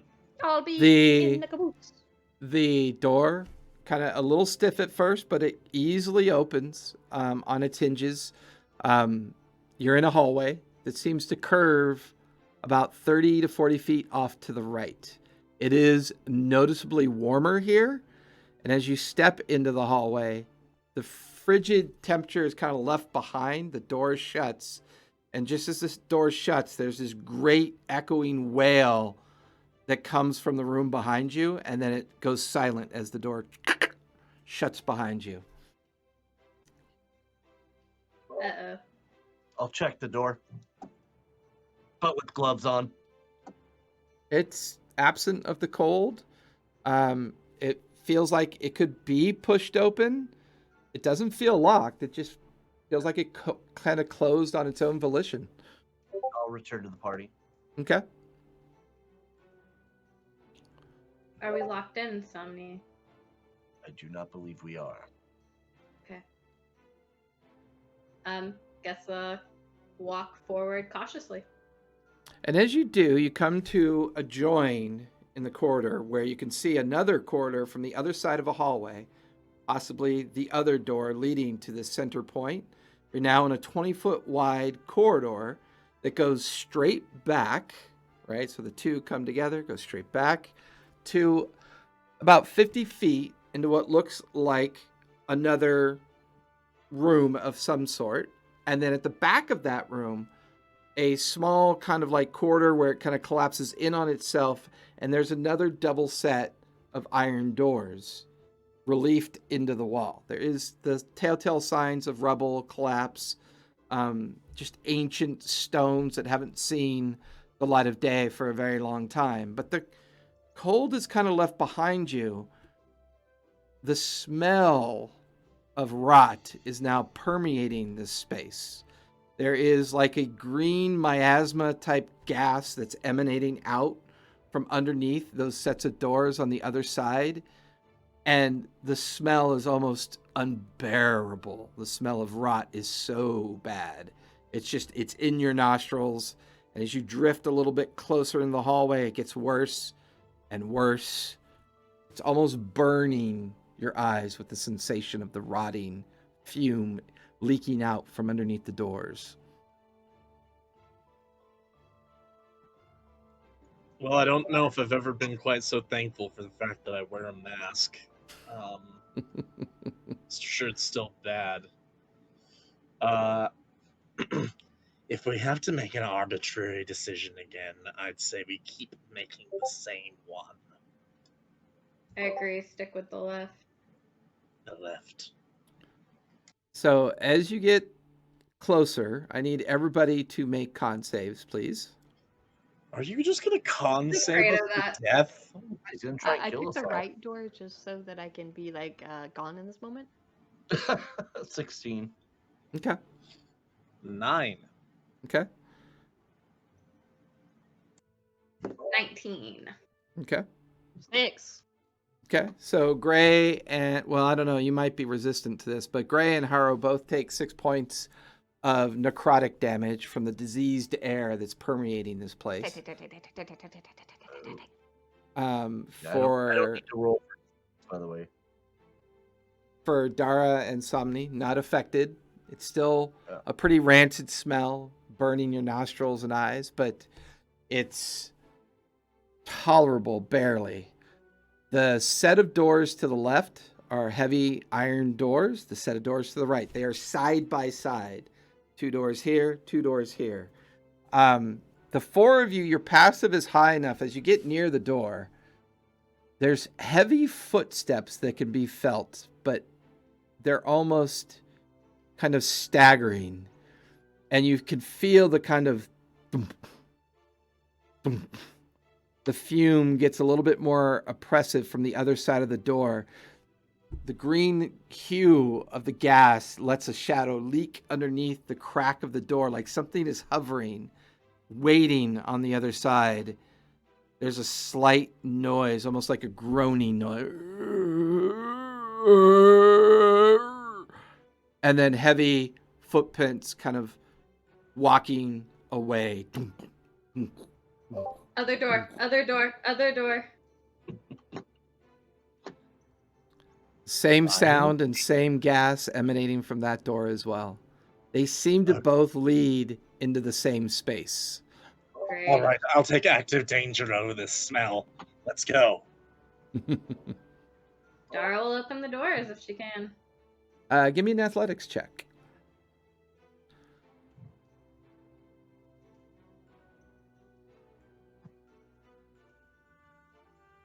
21. 21. As the doors swing open, Just barely. You have to use almost all of your weight to push the one door open, and the other door jams next to you. The greenish, hueish gas kind of puffs out of the space. And as you look inside, Dara, you can see a large 20-foot figure kind of ambling in the center of the room. You can see other figures in and out of the gas, rotted flesh, bloated clouds of flies swirling their bodies. And, well, let me just show you what you see. Yeah, she's pulling her rapiers out, so we're about to get real personal with them. As you see this space, you can see these creatures of decayed flesh meandering around. You can see a creature in the very center suddenly spin around, its large form blotched with rot and great clouds of flies swirling around it. You can see rubble and petrified encasements and bookshelves and closets and opened petrified wooden furniture that used to be wood, but whatever's happened to it, it's been petrified in place. In the far right-hand corner, you can see a series of spiral staircases leading down into the next level below you. At this point, I need everybody to roll for initiative, please. I refuse. This is the one time I want a high roll.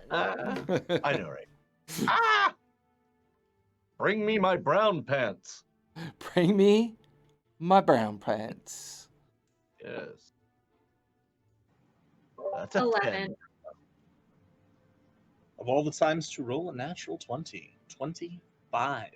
Nice. Puppy butt. 15. So Harrow with a 25. Good Lord. Do not need you guys today. Go away. I'm delicate like a flower. Somebody's All right, so I got Harrow with a 25. Who's after Harrow? 15. 15 for Gray. That's a 10 for Somni. And for Dara had an Somni. 11, I believe I said. Okay. Dara with an 11. Somni, the 10. Haro. So as Dara has now forced open the door, looking beyond, you can see these figures staggering into your vision. The one in the middle looks to be quite large, bigger than the others, maybe 2-3 times bigger. Carrying in its one hand a distended club that looks to be his own arm. Chains kind of dangling off of his body that begin to rattle a bit as he turns, and all the other faces turn at the entrance of the door kind of creaking open. I look over in a slight panic and I'm like, Dara, you go fast now. as I cast haste on Dara and then step the hell out of that doorway. Oh my. Okay, Nice. so you cast haste on Dara as your action, and then you hold back in the doorway. Gotcha. That'll bring us to Gray. You're up, and then the baddies will go after you. How far away are they? The nearest humanoid-sized figures are about 35 feet from you. The large one is about 50 feet from you. And then you can see the shadows of 3 additional figures near the back of the room. They're roughly maybe about 60 to 70 feet from you. I will run ahead bravely, Okay. as I do.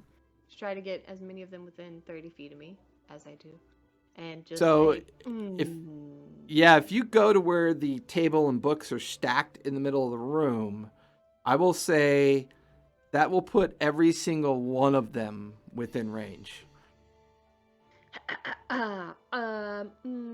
You see, you guys are like currently kind of sorta alive, so you're not super useful to me.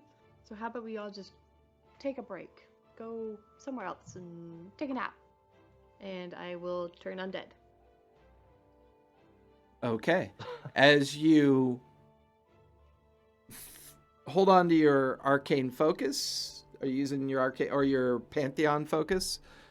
You feel the energy start to pour from you, but there's something strange about these creatures. They may neither be dead or living. It's almost as if they're animated in a different way. And the harmless effect dissipates as these creatures just continue to stare at you and shift and begin to walk in your I look direction. back at Dara like, I've made a tactical So anything else you want to do? That was your move and your action. You still have your bonus action. bonus action. Panic. Fair.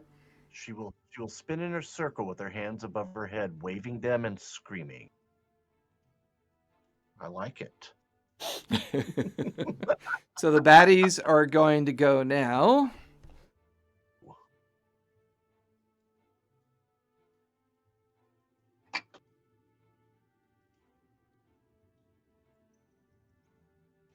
They lay down. Well, that's not a fight. They just all lay down, right? Oh, shit. Here's the thing. When you Viewers say and that, it phone, always gets me. Here's the I thing. can't I'm like, oh, really see shit. the map super well because I have Twitch in like a little box, so I can't see my impending Yeah. doom, but I feel it.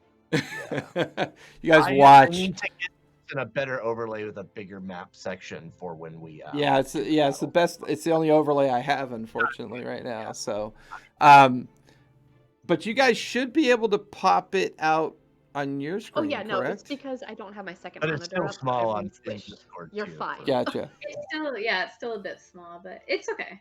I Okay, can so fix it. all right. So Next week. with that, Gray, you're immediately swarmed by two of the smaller ones and the large one. The large one's going to take a swipe at you with his arm. That's going to be an 8. I believe that will miss.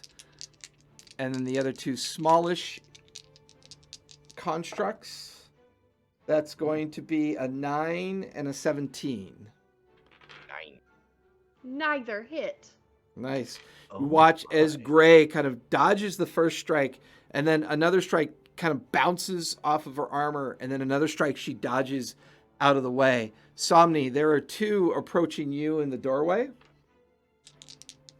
They As freeze. they're making their attacks against Somni, I just look back at everybody and say, "Watch out, guys! He's armed." That'll be a 17 and a 16. Yeah, those will both. Just one of them gets me. Okay. That'll be 4 points of bludgeoning damage as the mindless kind of arm of the creature crashes into you, finding just enough purchase to do a little damage to you. Take 5 in riposte due to Okay. armor of Agathis. All right.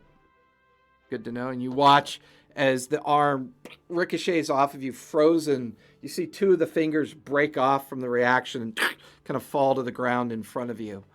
And with that, since Gray's in the room, you watch as at the very back of the room, a column begins to pulse and out, and this green energy kind of waves out from the pulse towards you, Gray, beyond you, and into the doors. With the door being open, I need, everybody give me deck saves, please. Oh, good. It's not terrible. We hope. Oh yeah, That's- you gave me advantage on deck. That's a natural 20 for 23, sir. Okay. That is a 16. Okay. 17. That is a Finally above a 10. Okay.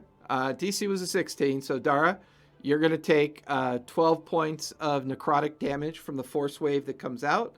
Everybody else takes 6 points. However, Dara, you are currently poisoned. Okay.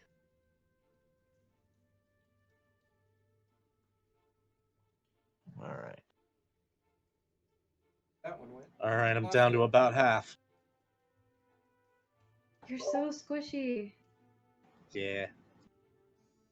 He I'm says fun. that so happily.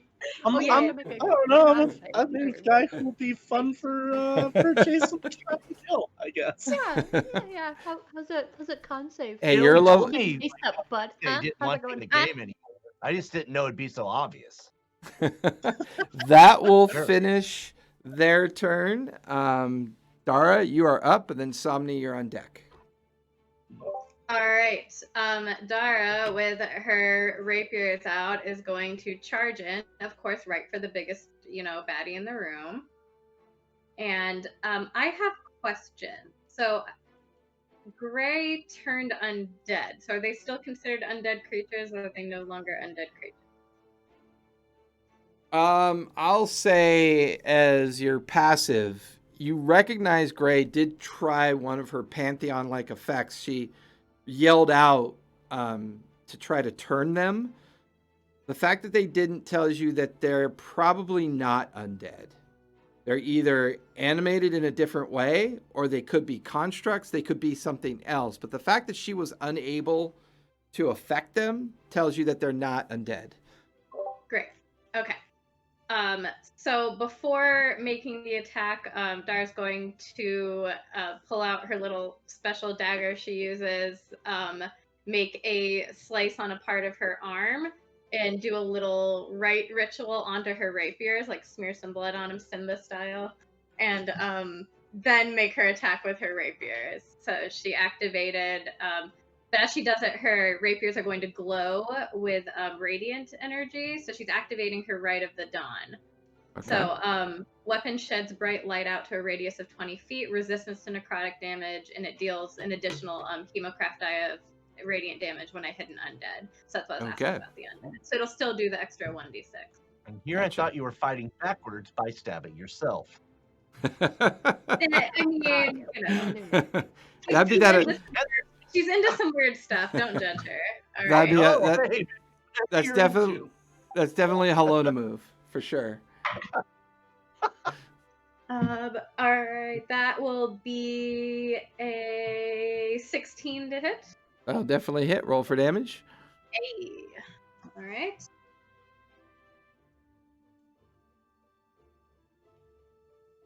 So she gets like a lot of attacks because I can attack twice, then I have an extra attack, and then haste gives me an extra attack. So I'm gonna make like 4 attacks right now. I believe haste. I think haste gives you an extra attack action. Correct. Is what it does. So technically, do I get 2, 4, 5 attacks? You get whatever you can accomplish with a single action. So how many attacks can you do? With right? a single one, I do 2, and then I have an extra attack that does 1 as your bonus action. Right. Okay. Well, so I you can't only do that this time though because correct. I did. Correct. So haste only affects your action. So you get 4 attacks. I get 4. Okay. And then you get the 1 bonus action offhand strike.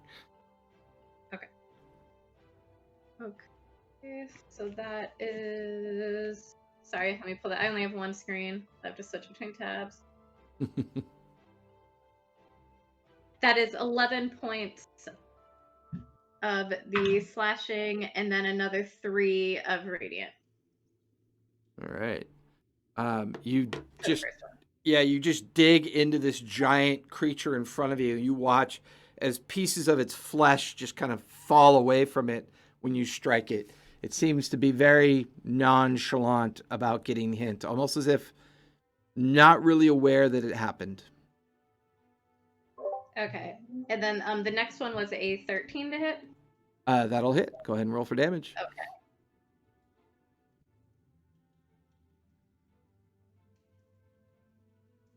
Okay. That'll be 7 of the regular damage, and then 4 of radiant. Okay. You watch as more skin and flesh falls from the creature. It kind of like reacts to the strike, but once again, just kind of sitting there staring, waiting for its opportunity to strike back.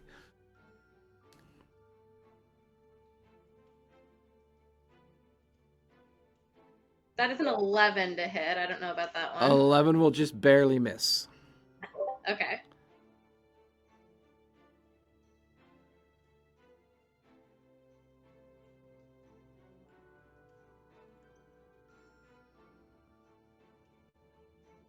Yeah, that one was a 9, so I'm assuming Yep. that one's gonna miss. That will miss as well.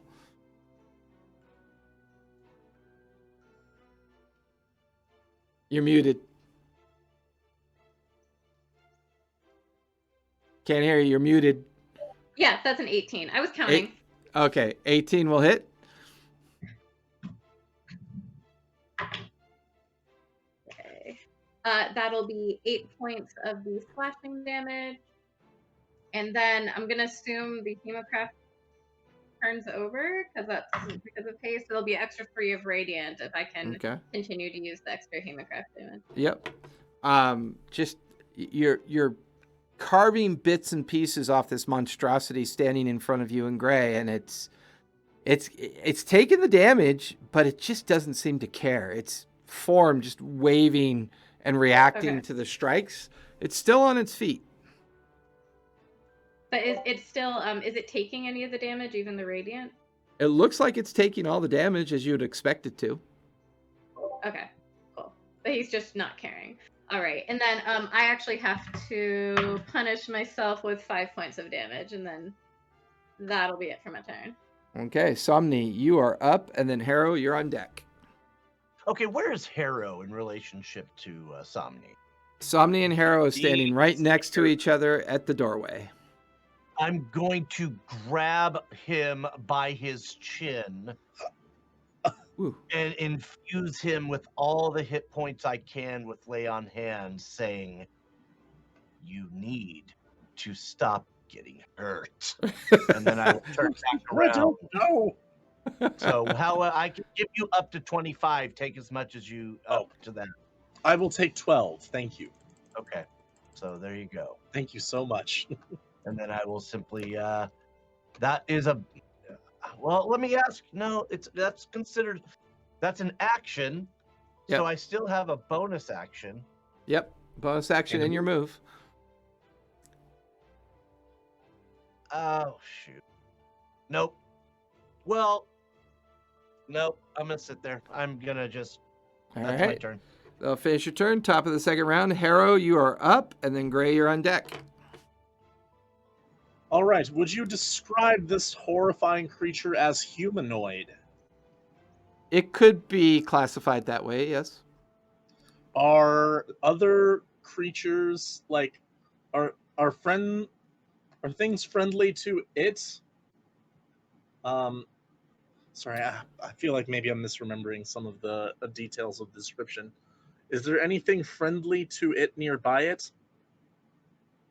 The way these things are behaving, it's almost as if they're just reacting to your physical presence being in the space. Okay, so they're not engaging with us in combat.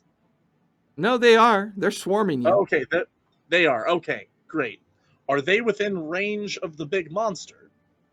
I would say yes, including Gray and Dara. Okay, got it. In that case, I'm going to attempt to place a crown of madness upon this great monstrosity. Is going to need to give me a wisdom saving throw. That's a natural 19 minus 4, so that is a 15. Oh, the save was 16. Okay, gets a crown of madness as horrifying thorns like go all around its head. And now they're charmed this way. A crown of jagged iron appears on its head, and madness glows in its eyes. It must use its action before moving on each of its turns to make a melee attack against a creature other than itself that I mentally choose. The target can act normally on its turn if you choose no creature or if none are within its reach. Fair enough. Yes, indeed. And I'll say for Gray and Dara, as you watch this thing appear, jagged metal thorns around its head, its eyes go from a passive, flat, dead look to a slight glow to them, like something has taken over the will of this creature. The column in the very back of the room pulses, like it's reacting to losing control of the creature. and it begins to swirl and emanate like it's trying to regain control of the creature. The now Is the column within the attack of the creature? it's about 25 feet away. Okay, and it's a big thing. Is its range like 10?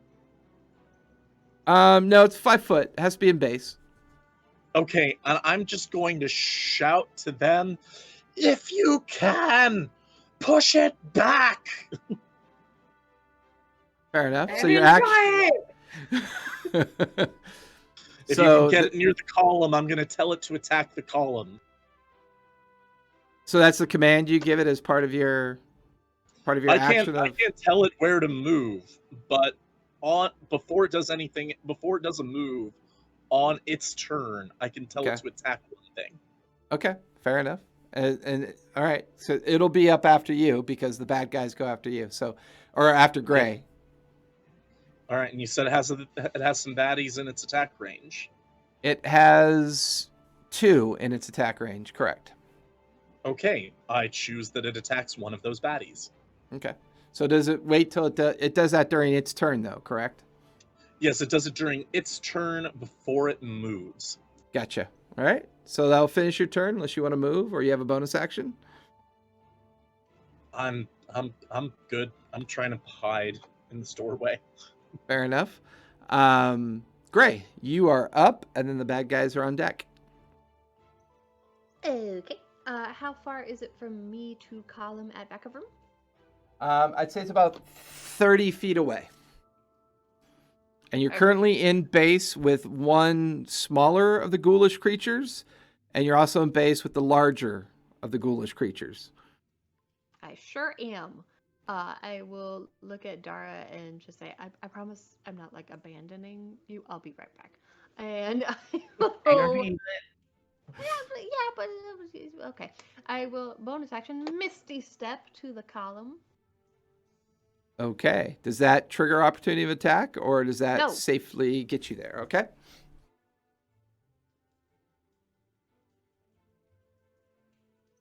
Use all my wizard spells. The wizard. What's up? All right. What, you going to a column? The column has the nasty control over the monster man. Oh my. At least that is what Harrow in his infinite brain science has decided is happening. His infinite brain science. I love it. So you successfully shift over to where the column is. I need you to make a wisdom save, please. I'm good at those in theory.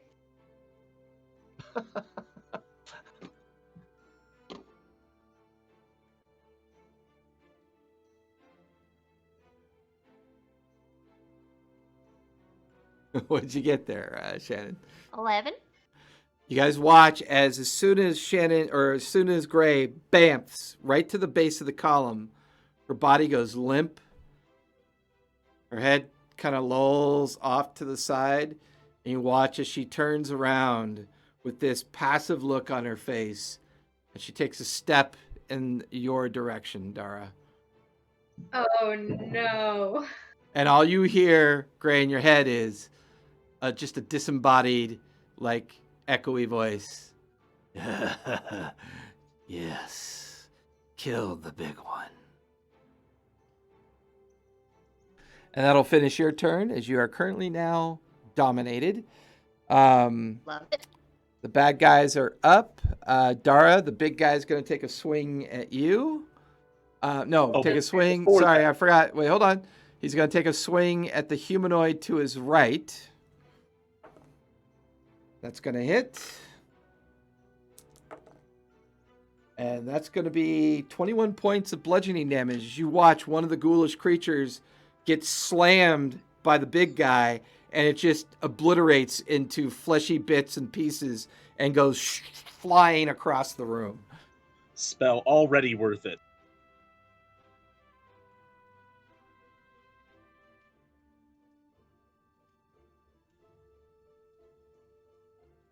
While he's smashing stuff, I'm going to turn on the fire real quick because it's freezing.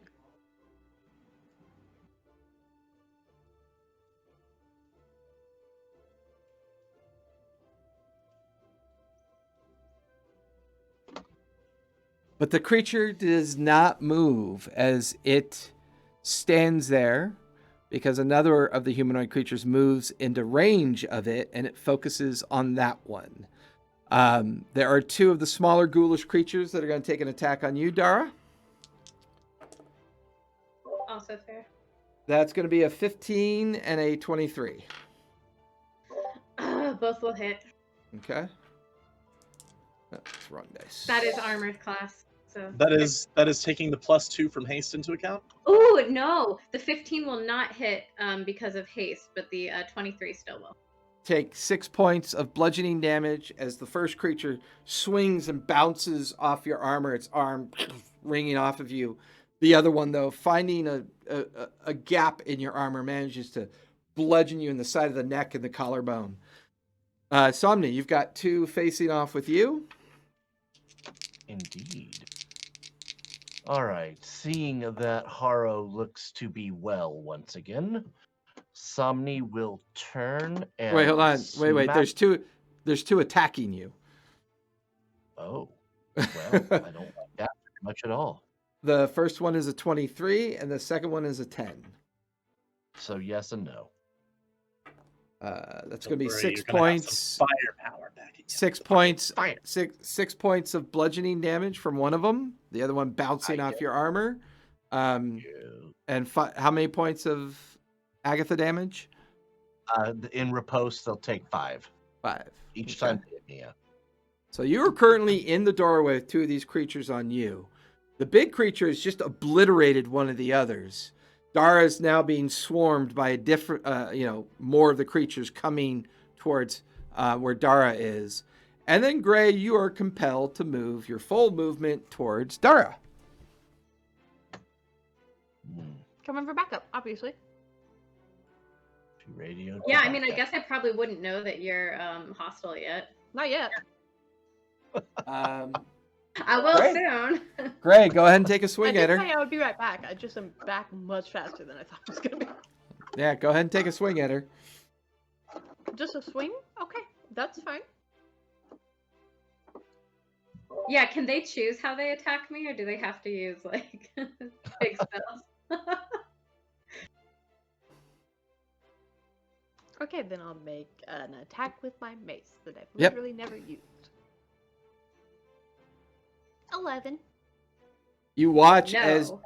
as Gray's form comes kind of meandering into the fray as you're already surrounded by all these creatures.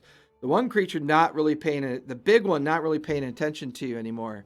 But here comes Gray just kind of shuffling into view with you, and she gets close to you, and you watch as her mace comes up and just takes a swing at you, and it bounces off your armor from the strike. She definitely is not in control of herself at this point. What the hell, Gray? That'll finish the bad guy's turn. Dara, you are up, and then Somni's on deck. I was kind of bewildered. Like, why is Gray attacking me? I'm going to still focus fire on the big guy, though. So I'm going to roll to attack him. Excellent. Now, before you do that, Dara, your passive is high enough. You get the feeling that somebody else has dominated the big guy because he attacked one of the smaller humanoids. So Right. you get the feeling that maybe Haro or Somni have done something, and it doesn't appear to be an immediate threat. Currently, Gray and the other 2 smaller creatures appear to be attacking you for the most part. I forgot about that one. Thank you. Okay. So I will use all 5 attacks on me. It's gonna be great. I will do. I'm going to focus. Yeah, and I'm not on Gray, obviously. I guess one of the little guys who's closest that I'd be able to reach. Okay, go for it. Actually, I think I can reach anybody in the room because I have hella movement right now. But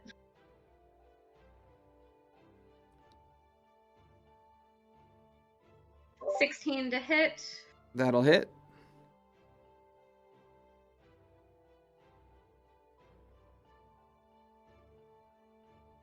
That is 15 points of damage. Do you need the breakdown with slashing and radiant, or can I add them together? You can add them together. That's fine. Okay, so that's 15. Okay.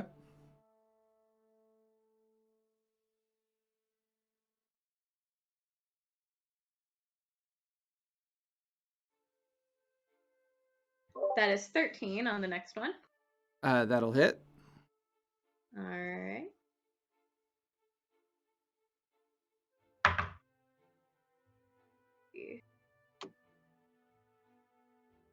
Uh, 10 points of damage. Okay, so the one that you're currently engaged with, 2 successful strikes. You watch as the parts of the creature coming unglued, untethered, and it just collapses on the ground at your feet. Excellent. I'm going to step over it and go to the next one. All right, go for it. 19 to hit. 19 will hit. Go ahead and roll for damage. It's a freaking machine. 13 points of damage. Okay. 23 to hit. I chose That'll the hit. correct haste target. Yeah, no kidding. Jesus. And that is 7 more points of damage. Okay. It takes both those strikes, parts of it falling away, chunks of meat and flesh coming off of it. It's still kind of staggering there underneath the blows, but it's still on its feet. I'll just kind of growl in its face and hold my stance, and that'll be the end of my turn. Do you take any more damage from your blood right? Only when I activate it, and then it's Gotcha. active until the next rest. Gotcha. That'll finish your turn. Somni, you're up. You're currently in the doorway. Harrow's right to your right, and there are 2 of the creatures directly in front of you. All right.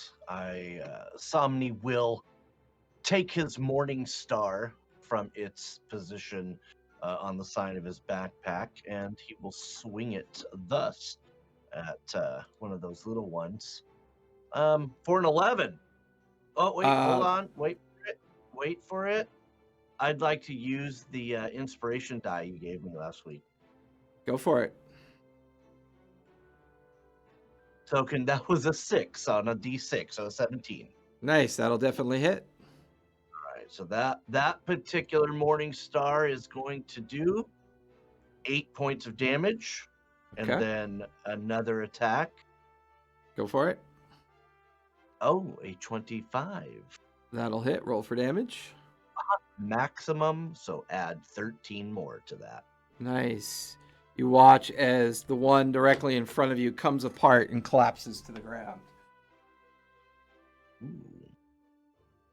All right. That'll be it for me. All right. That takes us to the top of the 3rd round. Harrow, you are up. Harrow, I need you to make a concentration check, please. Uh-oh, did his camera freeze? Did we lose Shannon and Really, Dan? Really, though. Oh, they're coming. They look like they might return. Maybe. Can you? Maybe. Come on, baby. Come on, internets. Can you hear me? You're slowly coming back. Kinda. Your head Can changed. you hear me? Yeah, we can hear you. Your cameras are frozen. Hello. We can hear you. You probably cannot hear us. Oh. Okay, but you can hear me in real time. Yeah, I mean, Yes. and we see your head All right. face still. Pretty Not sweet moving. though. Got a nat 19 on that Hey, concentrate. Yeah, there was a moment there where you felt this psychic wave try to take back control of the creature that you've dominated, and then you repulse it, and you manage to hold on to that control. So it's your turn. What would you like to do, Harrow? Did we At might least lose enough him again. control to. Sami dropped one of these things. I know that 21 points from the big guy dropped one of them. I'm just going to go ahead and sleep on this other guy. 5 plus 7. That's 12, 13, 14, 15, 16, 17, 18, 19. All right, and 24 points of hit points. As you cast the spell and focus, you watch as it just kind of harmlessly dissipates on the creature. You get the feeling they might be immune to sleep.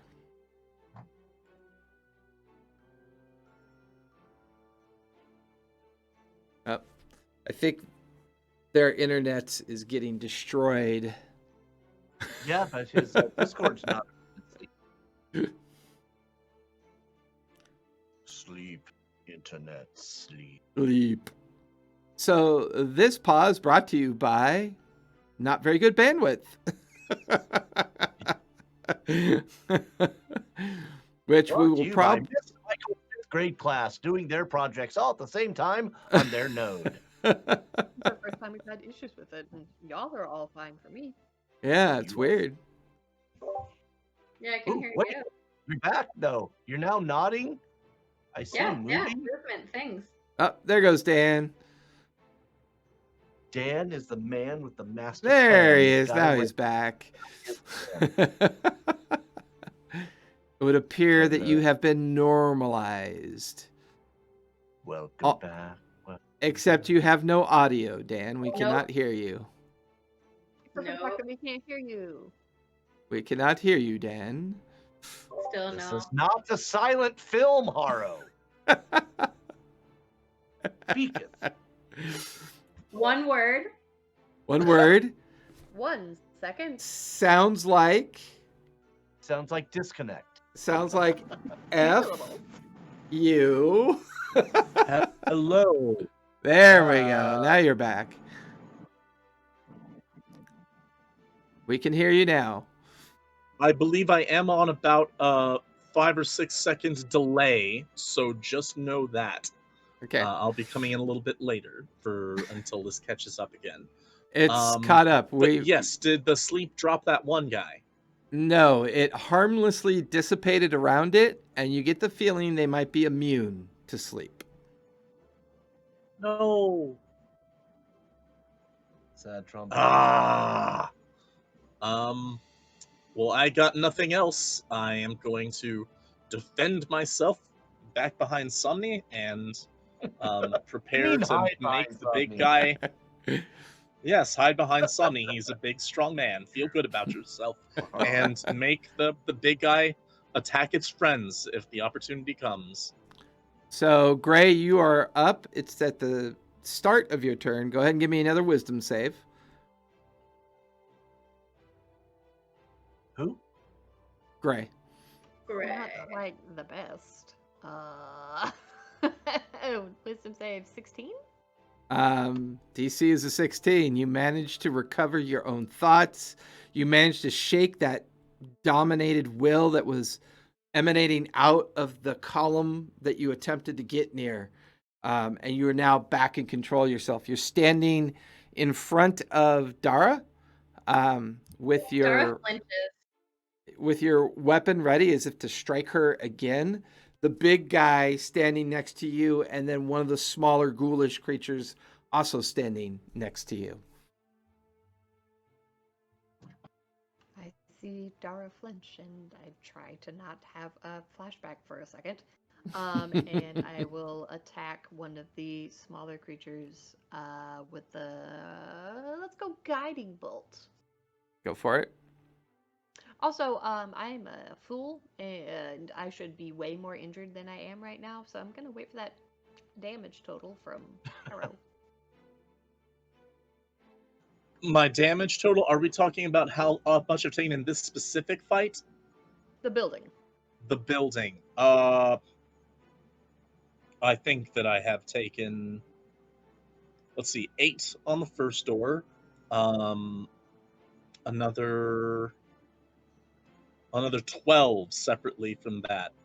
So I've taken 20 points of damage. So you've actually taken 10, and I've taken 10, because I have Oh. warding. What's it called?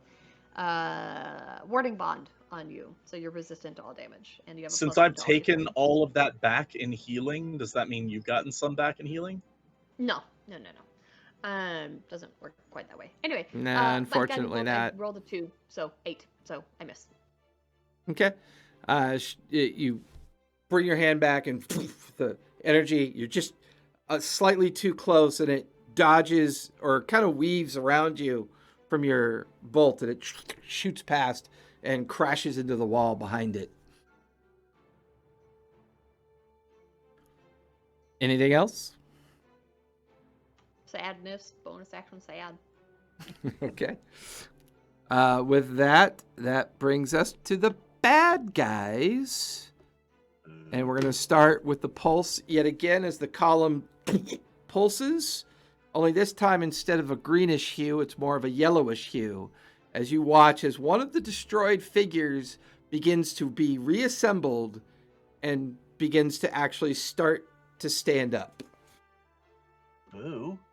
That's my Will big the guy. real Slim Shady please stand down?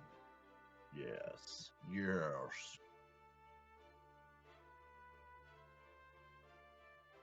Does the big guy get any more saves at all, Harrow? As far as I can tell, It lasts like an hour, right? I think. let's see. Up to 1 minute. Okay, so the last 10. And I can't control his turns. whole turn. I can only control one attack that goes to one of those guys. Right, gotcha. So he's free to move and attack who he wants to then, correct? Yes, there's just an additional attack that happens before any of that. Gotcha. So he is going to take a strike at the one humanoid in front, or the one goblinoid or ghoulish creature in front of Dara. And that's going to miss with a 7. It's then going to turn and face Gray, but he only gets the one attack, so that doesn't matter. Dara, there is one in front of you that's going to take an attack. That's going to be a 23 to hit. Yeah, that'll hit. You take 6 points of bludgeoning damage from the strike. And Also, Somni... was I still poisoned from the beginning? Was I supposed to be taking damage for that? No, you just are under the poison effect. And Somni, one swings at you with an 8 and misses. That will finish their turn. Dara, you are up, and then Somni's on deck. All right.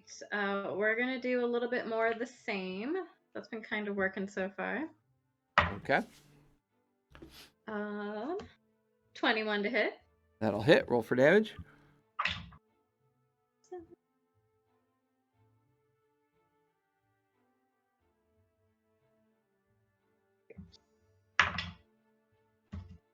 That'll be 16 points of damage for that one. 16 points of damage. It's already been struck multiple times by you. You watch as the last bits of its tethered flesh fall and collapse to the ground. Yeah. All right. All right. And then the big one is still up, though. Yeah. There is another small one that is assembled and Oh, no. formed up. Okay. Formed up behind you, and the big one Right, is still okay. up as well. Okay. So I will go for the new one. Okay.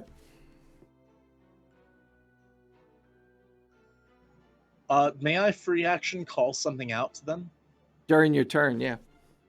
During my turn, okay. Yep. 17 to hit for the second attack. That'll hit.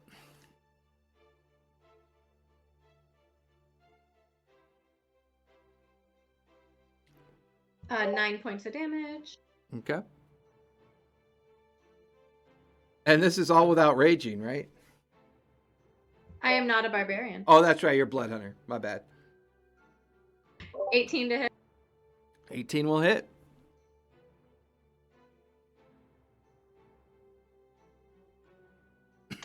That is 11 points of damage.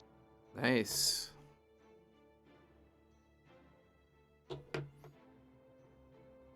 And last one is a 19 to hit. That'll hit. Go ahead and roll.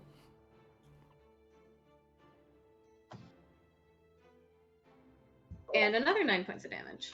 Nice. Just as this creature reassembles, you just send it untethered back to the ground. Sit down.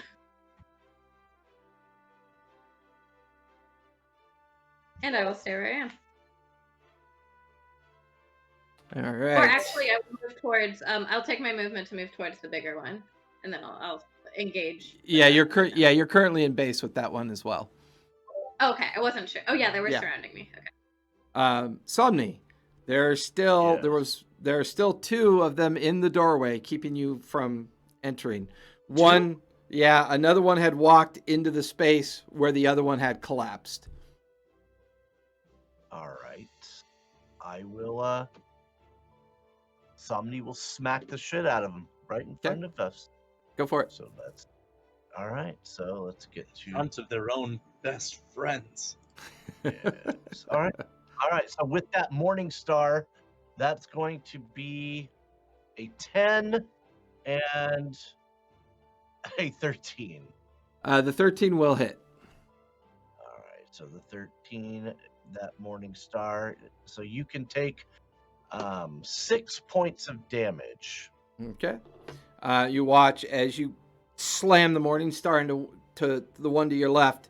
Chunk of its flesh kind of like breaking away onto the ground and just kind of reacts to the blow.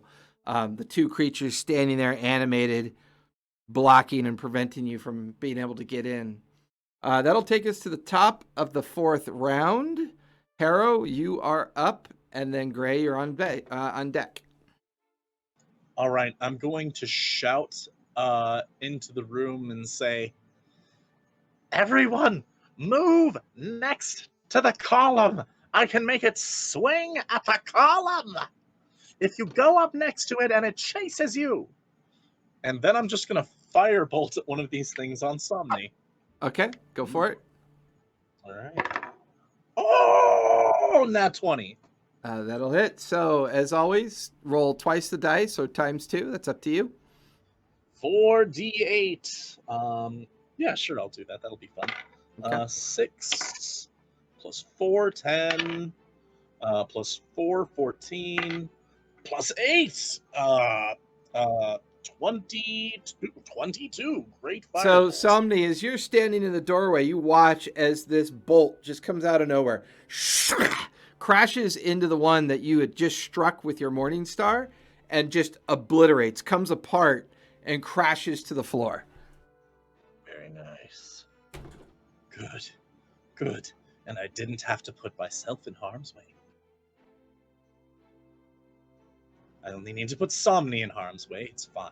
So, Gray, as you hear Harrow yell that out, there's a little bit of trepidation for you, because as you bamfed over by the column, you felt your will get dominated by the thing. So as much as it makes sense to get that big creature to try to destroy that column, you get the feeling that if anybody approaches it, there could be a chance they might get dominated by the magical effect. Okay. This is a weird question. Do I still feel susceptible to the magic of the column? You get the feeling that for anybody who would come in base with the column, they will be susceptible. Your distance from it prevents you from being susceptible to it now. You gotta come in contact with it. Okay. I haven't felt extraordinarily useful this battle, but maybe this is something I can do, and I'll back towards the column and just say, "Come on, bud. Come on." I'll try to not, get in base with the column, but I'll try to encourage him to come my way. Come on, buddy. Okay. I'll say that as you're moving, it's beginning to pan and follow you, and during its turn, it's going to follow you. I will free action on my turn yell out. Just so you know, if you get too close to this column, it's not good for your brain, but I'll do this. So Good to know. I like my brain. So as you move away from it, it is going to take an opportunity attack at you because you had to move out of base with it. And that's going to be a 19. And that is going to be 12 points of bludgeoning damage as the arm-like club smashes into you. That'll finish your turn as you're trying to get it to follow you. It's turning during its turn. There is another pulse of light that comes from the column, another yellowish hue blazing out from it. This time, 2 of the figures begin to rise. Is it my action to coerce, by the way? Yes. Yeah, your action is to like get it to follow you, and it's very much fixated on you. It swung at you as you kind of ran from it, and before it follows you, there's no creature near it to strike other than Dara, so it's going to take a swing at Dara. Fair enough, but only its normal swing because I did not compel it to take an extra one. It only gets 1 attack. So that's a 15 on you, Dara? That will not hit because of Okay. haste. Yeah, you quickly see this arm coming down at you. You dodge out of the way, and it just kind of ignores you and begins to walk towards Gray. You could take attack of opportunity if you want to, Dara, on it. Yeah. Go for it.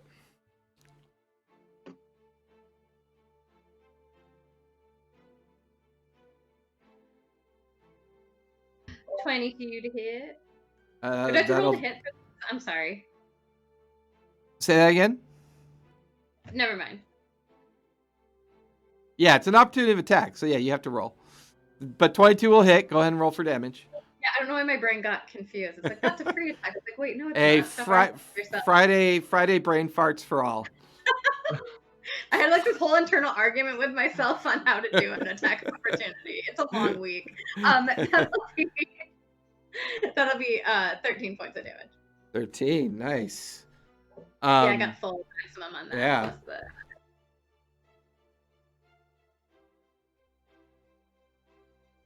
Oh, I'm sorry. That is actually 12.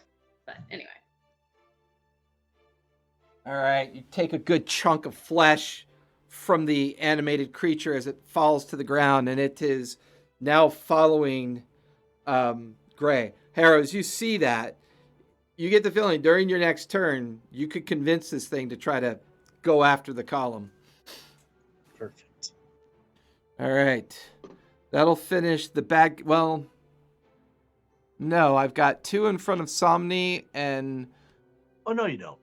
Yeah, because 1 reassembled. They have summoning sickness? Yeah, the 2 that reassembled cannot attack, so there's only 1 that can attack in front of you, Somni. Ooh. And that's going to be a 15. No, sir. Okay. Its arm bounces off of your armor. That'll finish the bad guys. Dara, you are up, and then Somni's on deck. Okay. And and currently there is one that has reassembled itself within about 5 feet of you, Dara. You can see the bigger one is now moved away, walking towards where Gray has persuaded it to walk. There's one that's reassembled itself in front of Somni, and another one that was already there in front of Somni, seemingly preventing him from being able to move into the space. Yeah, I'm gonna go try to take care of the existing one that's already been attacked, not the just assembled one. Okay.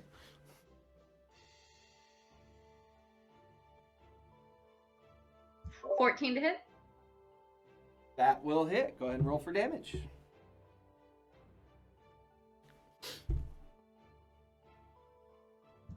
$11 points of damage.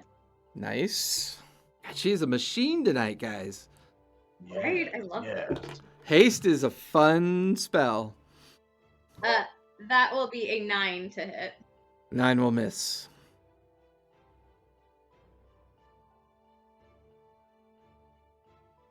$23 to hit. 23 to hit. Go ahead and roll damage. There has never not been an edition where haste is good. That is 10 points of damage. Okay, so the one that you've moved to, you watch as that one, untethered, comes apart at your feet, leaving just the reassembled one now standing in front of Somni. Great, then the last one will be on the just summoned one.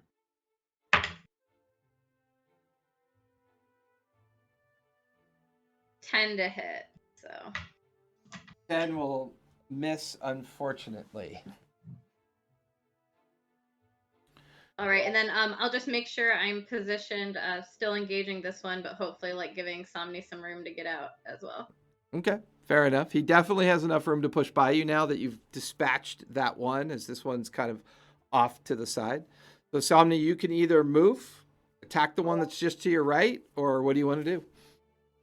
Yeah, I'm gonna smack the one that's to my right and then run to the column. Okay, go for it. All right, so Morning Star number 1, 17 there. That'll hit. Roll for damage. All right, that'll be 8.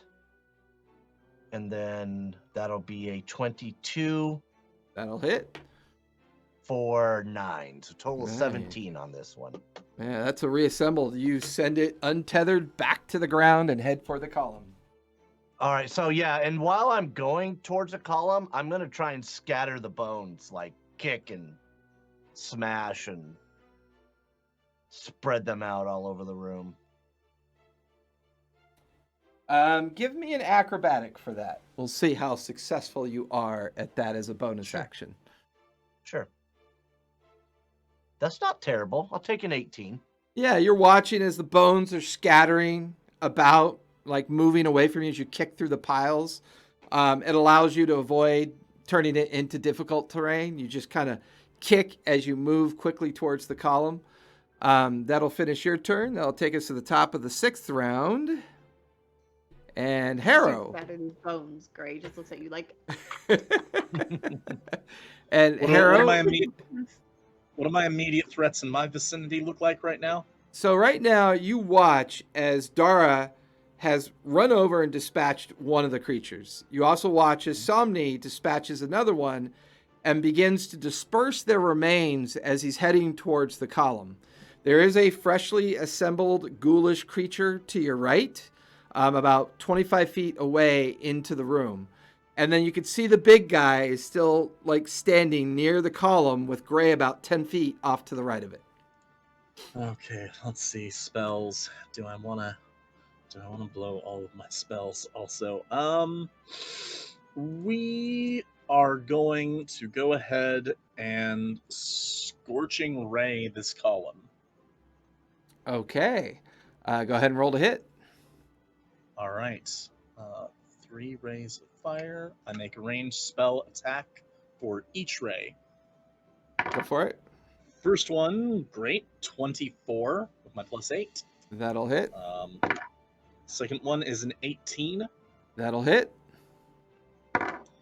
And last one is another 18. Perfect. All three okay. will hit. Roll for damage. All right, each one does 2d6. 3. 9 total on the first one. Damn laser 4. cannon. 4 plus 1, 4 on the second. And 6. And 6, 12 on the last one. So what's your total? 6 plus 4. 12 plus 4, 16. And the first one 9? was something. 9, I think. So total I of think it was 23? 9. Yeah, total of 23? Okay. You guys watch as Harrow steps up into the doorway and these 3 scorching rays come tearing out of his palm, striking both the top, center, and bottom of the column. Chunks of ferrocrete and concrete and stone coming off and spraying across. Gray, as you look, the column is still stable, still there, but you can see surface cracks. You can see where it's taken quite a bit of damage from the effort. And you notice that the green gaseous-like glow is like diminished quite a bit. Well, I know what we need. We need to hit it with a bit more muscle. Okay, and that's what you're telling the bad guy, correct? You want him to take that first strike through the crowns. Okay, fair enough. That'll finish your turn. Gray, you are up, and then the bad guy is on deck. Bad guys. How much do we want to gamble here, kids? That's never good when you hear a death cleric or a grave cleric say that. Death cleric is correct. I'm not a grave I cleric. mean, death cleric.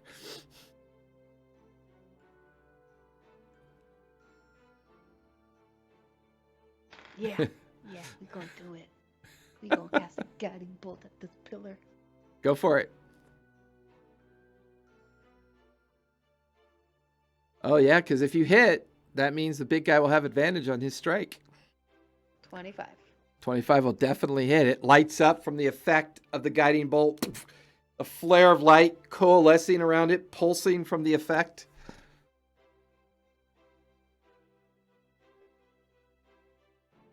"17 points of damage, and I will run." You watch as this bolt strikes it, cracking it, bringing it into pieces. At the same moment, you watch as the big guy steps up into it, brings down his like disconnected bludgeoning arm and finishing off this column as it shatters and the pieces of rock hit the ground, spilling out all over the place. You watch as the big guy becomes disassembled, untethered, the pieces of himself falling to the ground. The other newly assembled ghoulish creature tumbling to the ground. The green gaseous-like effect kind of dissipates. The green glow fades, and it diminishes from the glowing effect to a darkness as there's now no light in this chamber, and it grows exceedingly dark at this point. My rapier's glowing for 20 feet out. Okay, that's about the only light that you guys can see at this point. Who needs light? As that creature strikes and destroys that column, Okay. I have the thought that if there was any shred of that creature's soul left in it, I hope that was satisfying. You don't believe that these things were ever once living. Watching how these things became untethered and broken apart, whatever that column's purpose was, it was to reanimate these creatures, regardless of the sense of their destruction. There is no anima, there's no soul in this space. These are pieces and parts of something from a very long time ago, magically kept together for an instance like this, a defending of this space that will lead you down into the eventual catacomb area just below your feet. Does that column have a core or anything that tumbles Not that out you of it? could. It's hard to tell from where you're standing in the doorway. The only light is emanating off of the rapier of Dara. Right. You watch as Grace steps out of the darkness towards where she could see the light from Daria's rapier. Somni is halfway to where the rubble of the column is, but this small amount of light is making it very difficult to see in this space. I'll go ahead and torch up again. Okay. May I suggest that it might be at this moment when you torch up and are making your way over into the room, if you so choose to notice, because you might be too distracted by the column and history and magic, you know, that wherever you have injuries, Gray has injuries. I'm not a particularly observant person. Harrow definitely has tunnel vision, This is why I said if you choose. Not just Fair because enough. of the mask. If I think he'd probably not noticed until something else would make that connection for him. Not that he wouldn't be grateful and confused, but yeah, I'll go in there with the torch and maybe take a look at whatever residue exists of that column, because if there is some way to take control of a force that can imbue unlife into the unliving, that is of interest to Harrow. Give me an investigation check. So while you're doing that, Harrow, what are the rest of you doing in this space? It's now lit a little bit better from the torchlight. I mean, I guess Dara would walk over with a rapier, which is, I read it's bright light to a radius of 20 feet. So 20 feet out, it's bright around me. And kind of like, I guess, aid more light and grab the torch from Harrow so he can kind of do more shuffling. Okay. Gray, what are you doing with your time in this space? See everybody move around me to go investigate, and while they have their back turned, just put my hands on my knees and go. Oh, ow, ow. It's fine. Ed Somni, what are you doing while Harrow and Dara seem to be investigating the remains of the column that was just blasted? You're standing there in between where that occurred and where the main doors are. The room itself is an interesting space. There are what appear to be bookcases along the walls, collapsed rubble. There's tables with old, rotted parchments and books that, unfortunately, in the minute that you get near them, just the whiff of like your movement, they just come apart and turn to dust as you get near them. And in the far right corner, you can see a set of stairwells, stone stairs that seem to lead down into the Well, first, somebody's going to look in the room just to see. After give me- seeing, yeah, go ahead. So give me investigation want? while you do. Yeah, just give me investigation while you do that. Haro, what'd you get? Boo. 6 for me. Rolled a 16 for a 21. Okay. Anyway, so I'm not seeing shit, but Well, I mean, there's just nothing notable other than the fact this room seems abandoned, collapsed, rubble. Yeah. It is interesting the material that these things might have been made out of at some point. That definitely intrigues you and kind of gives you the insight that this is definitely a very old space that you're inside of. But the ruined wood and the ruined books just turn to dust the moment that you touch them, with one exception, as all the piles of books ash and turn to dust, you hear a metallic sound, a clink, clink, clink, clink, fall out of the remains of what you just touched. And on the ground, you can see a very thin, long metal object with a cap on the end. And it seems to have some kind of engraving swirling around it. And it kind of rolls and stops at your boot.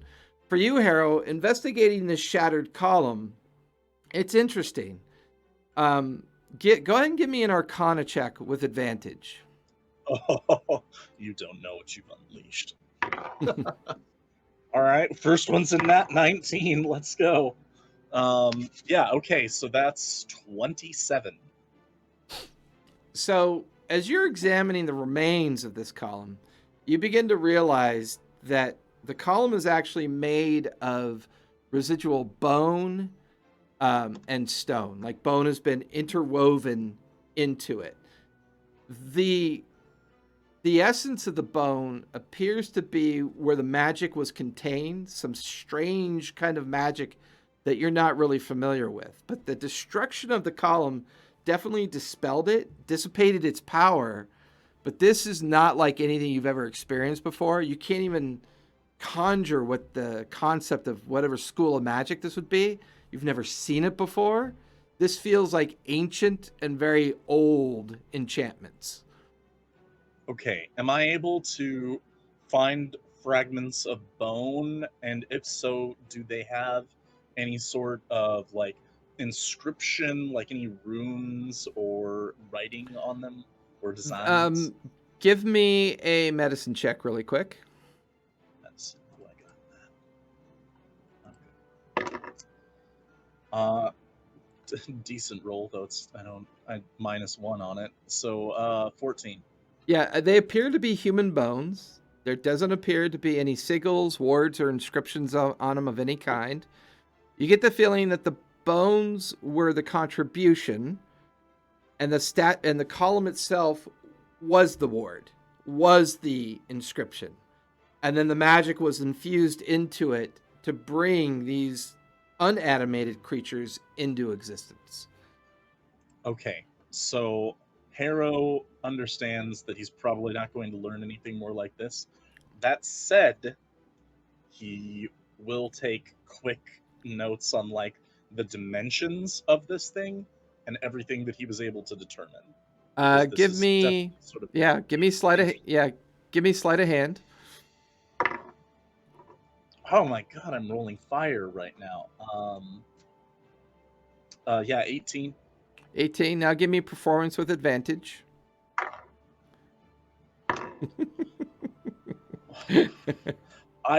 This is the first time I have ever done this. I rolled a natural 1 and a natural 20 on my advantage.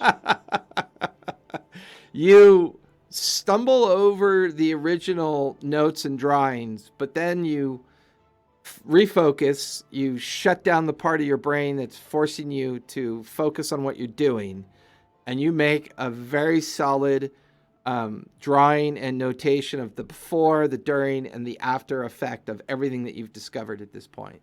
It's taken some time. Somni, that metal tube is currently just kind of sitting there at the tip of your boot. I pick it up immediately. Yeah, you pick it up. It's very lightweight. Feels like there's something inside of it. There appears to be a bone-like ceramic cap on the top with an inverted skull face, like kind of pointing outward. And then as you look at the inscription that's wrapped around it is actually the representation of a leathery wing that's coalescing all the way up to where the cap is on the metal tube. Have I seen anything like this before? Give me a history check. Raj. All right. Where are you, son? Here he is. All right. History's mysteries coming up. That's a 9. 9. Yeah. No, that's a powerful 9. I mean, it feels and looks a lot like maybe a scroll case. That normally they're not made of metal. Most of the ones that you've interacted with are usually made of bone because it's a bit more of a preserving effect for scrolls that are written on vellum. But there's definitely something inside of it, and it's very light, and it's like making a little clacking noise as you kind of shake it up to your ear. Haro, I have found something of interest. I should pique your interest as well. And I'll hand it to Haro. Okay. So everything I described, everything I described to Somni, you kind of look at it and realize it's a metal tube with the leathery wing emblazoned with the skull cap on the top of it, about 8 inches long and about 1 inch in diameter. And you can hear something rattling on the inside of it. Does it seem like it is a solid?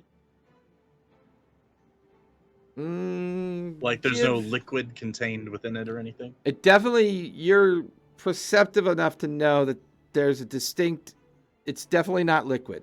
It's not making that splooshy kind of sloshy noise. It's more of like something physical inside is hitting the bottom and top of the tube. I'm going to loosen the top. Okay. And stand away from it and say, Gristler, you know what to do.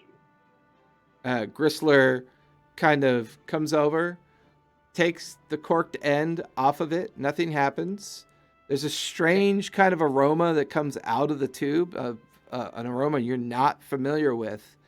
And you watch as Gristler begins to remove what you think might be a rolled up piece of paper. Very unusual for us, right? No, seeing paper. None of you have ever seen paper before. I would say both Somni. I saw it at a distance in the library. That's it. Yes, I would say there were a couple very ancient tomes that were being well preserved by the Avaste family in their personal library. This is not something that's been seen on the face of the world in centuries. Well, I'm extremely careful and keep the fire well away from it, but I would like to take a look at this paper. It's surprisingly well preserved. You get the feeling that the conditions that it was in and being in this metal tube probably kept it well preserved as well. You are able to unfurl it, What Very languages good. what languages do you speak? I speak all the goon languages. I speak Common, Orc, and Goblin. Yeah, it's in a language you do not recognize. It Does, seems to be does anybody written. else? It seems to be written in an like an arcanic hand as well. Am I able to use my Arcana to potentially decipher what some of it means, even if I can't I will say decipher the you're words? familiar enough that you think it's probably a magical item of a sort because of the arcanic writing. It's just illegible to you. You're unable to read it. I will gesture to the group. I found something ancient, and I believe it to be magical in origin. Is anyone here capable of reading this? Gray, what languages do you know? As I'm sitting there with Philip and feeding him rations or trying to see if he's interested. God, Probably nothing that's going to be helpful here. Common, Elvish, Orc, and Undercommon. No, it does not look familiar to you at all. Dara? Not orcish. Can't help you. We Okay. have 3 people who Somni? speak Orc. giant, Kuori, and common. Yeah, unfortunately for the 4 of you, it's illegible. Unable to read whatever language this is written in. Okay, I will very carefully roll that back up, place it back within its skull tube, close it in the manner it was before, and put it in my back. Okay. The 4 of you are now standing in this decently lit room. There are many body parts lying about, strewn upon the ground. The column destroyed. What would you guys like to do? Oh, I'm an idiot. I haven't cast any level 1s today, and they're not my best combat spells anyway. I cast Identify. And You I cast put the ring in his hand. Give me Right okay. when I recognize he's casting Identify, I put the ring in the palm of his hand. Give me a sleight of hand. Let's go for it. Well, I'll roll. Let's see. Yeah, we'll take that. A 17. Haro, give me a sleight of hand. See if you could cast faster than he can put it in your hand. Let's do 11. Dex. 11. Yeah. You watch as somebody quickly places the copper ring in your hand, just as you're casting the spell, and you watch as it, and you're looking at the copper ring, and it's a ring of cold resistance. Oh no, I feel that it might be cursed. It wants me to put it on. Haro. Nice. It's a ring of cold resistance. Does Haro put it on? Yes, I demonstrate, like, look. Yeah, it doesn't require attunement. He puts it on and explains that it's a ring of cold resistance. Would you like your toy? Or shall I and my bare midriff be allowed to enjoy a few moments in this place without the constant pangs of icy death clawing at me? Somni appears to be in deep contemplation. he's probably judging which of your vertebrae to pull apart and then take it back. I offered him his ring back. There's We're a on the certain same code team. we live by in the desert, and when people steal from you, you have to think about what to do, whether to bash him over the head. I offered the ring back. How stole can his you offer spell. me? I was going to that say, you Somni, already you stole his spell. You handed this to me after tricking me. How can you offer me something you do not own? You offered it to me in the palm of my You hand. literally gave it to him and stole his spell. Is that the way you see it? Would you like your ring back? No. Then I'll take it. Thank you. And Now have a I will very cast. long memory. Long duck dong. I am on your side here, Somni, and you may have your trinket if you wish. In the meanwhile, I am now going to burn another spell. I mean, we could just sit here and you could take 10 minutes and you wouldn't cast a spell and just say, That's true. I feel perfectly warm. But I will make a bonfire for everybody else, and Okay. I'll use 10 minutes. Okay. This room so, wasn't cold. This room was protected. Oh, from that's the right. That's right. Yeah. I mean, it's warmer than the other room. I mean, you're still down below in a subterranean area. It's not a Let's get yeah. some warm. Yeah. With that, as you spend the 10 minutes doing that, the rest of you waiting kind of breathlessly for. I will cast a healing spell on myself. Okay, go for it. Grayson, are you well? Looks down at Seth and all of them. There's like cast stigmata and wounds on her there's, hands and arms. like, yeah, and there's like icicles and Great. just blood everywhere, and I just look back up. Peachy. You're like, what's a Do peach? tend to yourself. What is I did a sarcasm, like you do. A sarcasm. Very well. Do tend to yourself. I had every intention of doing so. And Thank you for caring. This scroll. I need you, damn it. This scroll appears to You're welcome. be a scroll of fly, but without the ability to read it. So you get the magical essence of it, but it requires reading in order to invoke it. And it is Through my identify, have I learned what language it is in? It's in Infernal. Could one... Okay, this is getting a bit into tricky, weird munchkin territory. Would the spell lose its potency for me copying it into a spell book if I should... Oh, no, wait. I know what else I can do. Are we cool with spending 20 minutes here? I'm cool with spending an hour here. I would like to ritual cast Such as a comprehend short rest. languages. I was wondering when you were going to do that. So I'll Yeah. say, for the amount of time that Harrow's taking to learn, copy, and understand the capabilities of the scroll, the rest of you can take a short rest. You can spend hit die, recover whatever you want to recover during this short rested period. The hour goes by. Harrow, you go ahead and give me an Arcana check now that you are capable of reading it.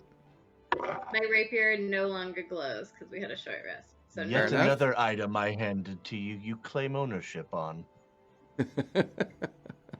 Would you like this scroll of fly that is written in a language that you don't speak? You may have it also if you wish, Somni. You've already laid claim to it, apparently. I'll turn my back to him and walk away. Somni! You gotta love it when he's in his passive aggressive mode. It's so cool.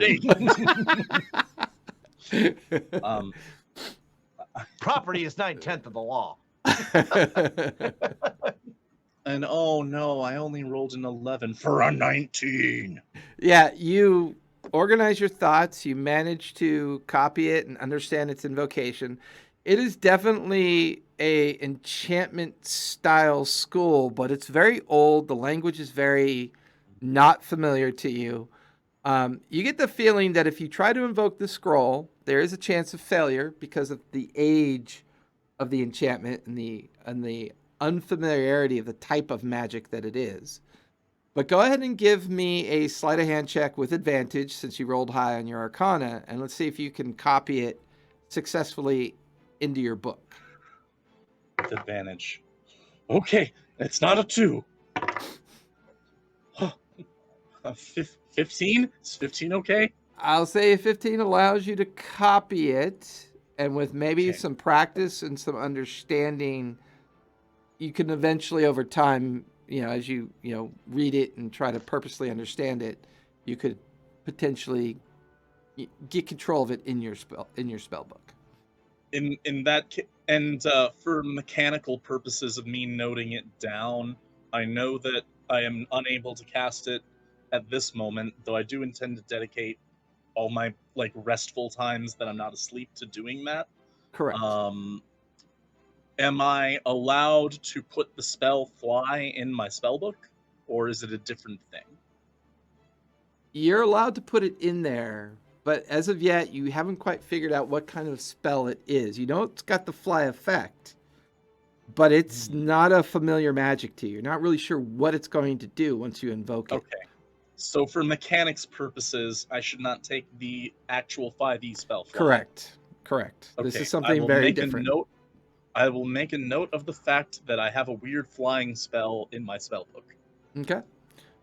So during your short rest, consume any water or food, get some hit die back, and recover whatever you want from a short rest.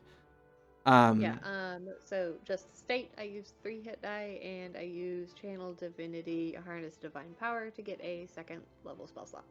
Okay, good enough. Somebody will sit in the corner with a list and putting lipstick on. We'll write list of people to kill and put Haro's name on it. You handed him the ring! I love it. Somni It's is like Halona level of petty, my guy. Somni is like really vengeful. Damn. So with that, we'll say There's taking a the comb short. in the desert. With that, we'll say the short rest finishes the game tonight. So we will kick off next Friday from this point, as you seem to have cleared the majority of the King's throne room, and now must make your way down into the catacombs before making your way down into the vault, eventually trying to retrieve the orb.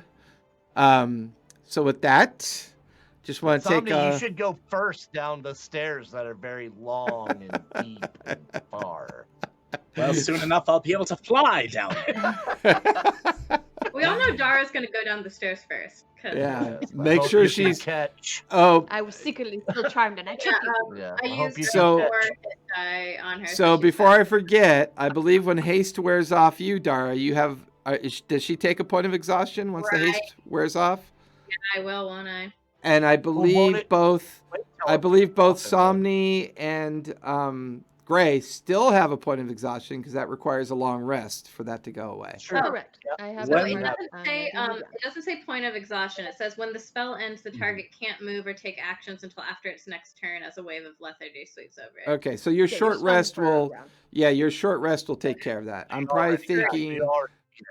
Yeah, so you're good on that one. So when we meet next Friday, we will go down into the catacombs and see how to TPK you guys next week. So I mean, successful session on all it took was both of my 4th level spells and 2 of my 3 3rd level spells. Let's go. without a long rest yet. So everybody, Tuesday, sorry, not Tuesday nights, but Friday nights, Age of Arcanum, 7 to 10 p.m. West Coast time. Sunday, World of Greyhawk, Basilica of the Cudgel, 6 to 9 p.m. West Coast time. Premiering next Tuesday is Denizens and Masters, the adventures along the Menagerie Coast and the land of Wildmont. That is a 5e homebrew game in the world of Exandria. Kevin will be hopefully bringing us Heirs of Anarchy soon as well. And then every other Thursday, come pop into our Discord, look for the event invite for our One Shot Presents.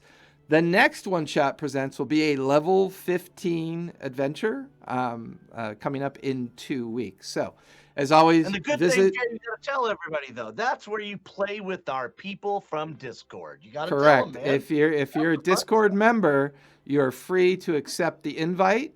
Currently, we only do 4 in that particular event because we want to give everybody enough time to really enjoy the session. However, there's always the opportunity of being on the bubble in case someone cannot show up. And the event will have all the information for that as well. So, as always, subscribe wherever you see us. Go to our Patreon, come to our Discord. We'd love to have you in the community. And I just want to say thanks to everybody for coming out tonight. And have a happy, safe weekend. And remember, stay safe, be kind, and don't forget to play a game. Thanks, everybody. Good night. Nice.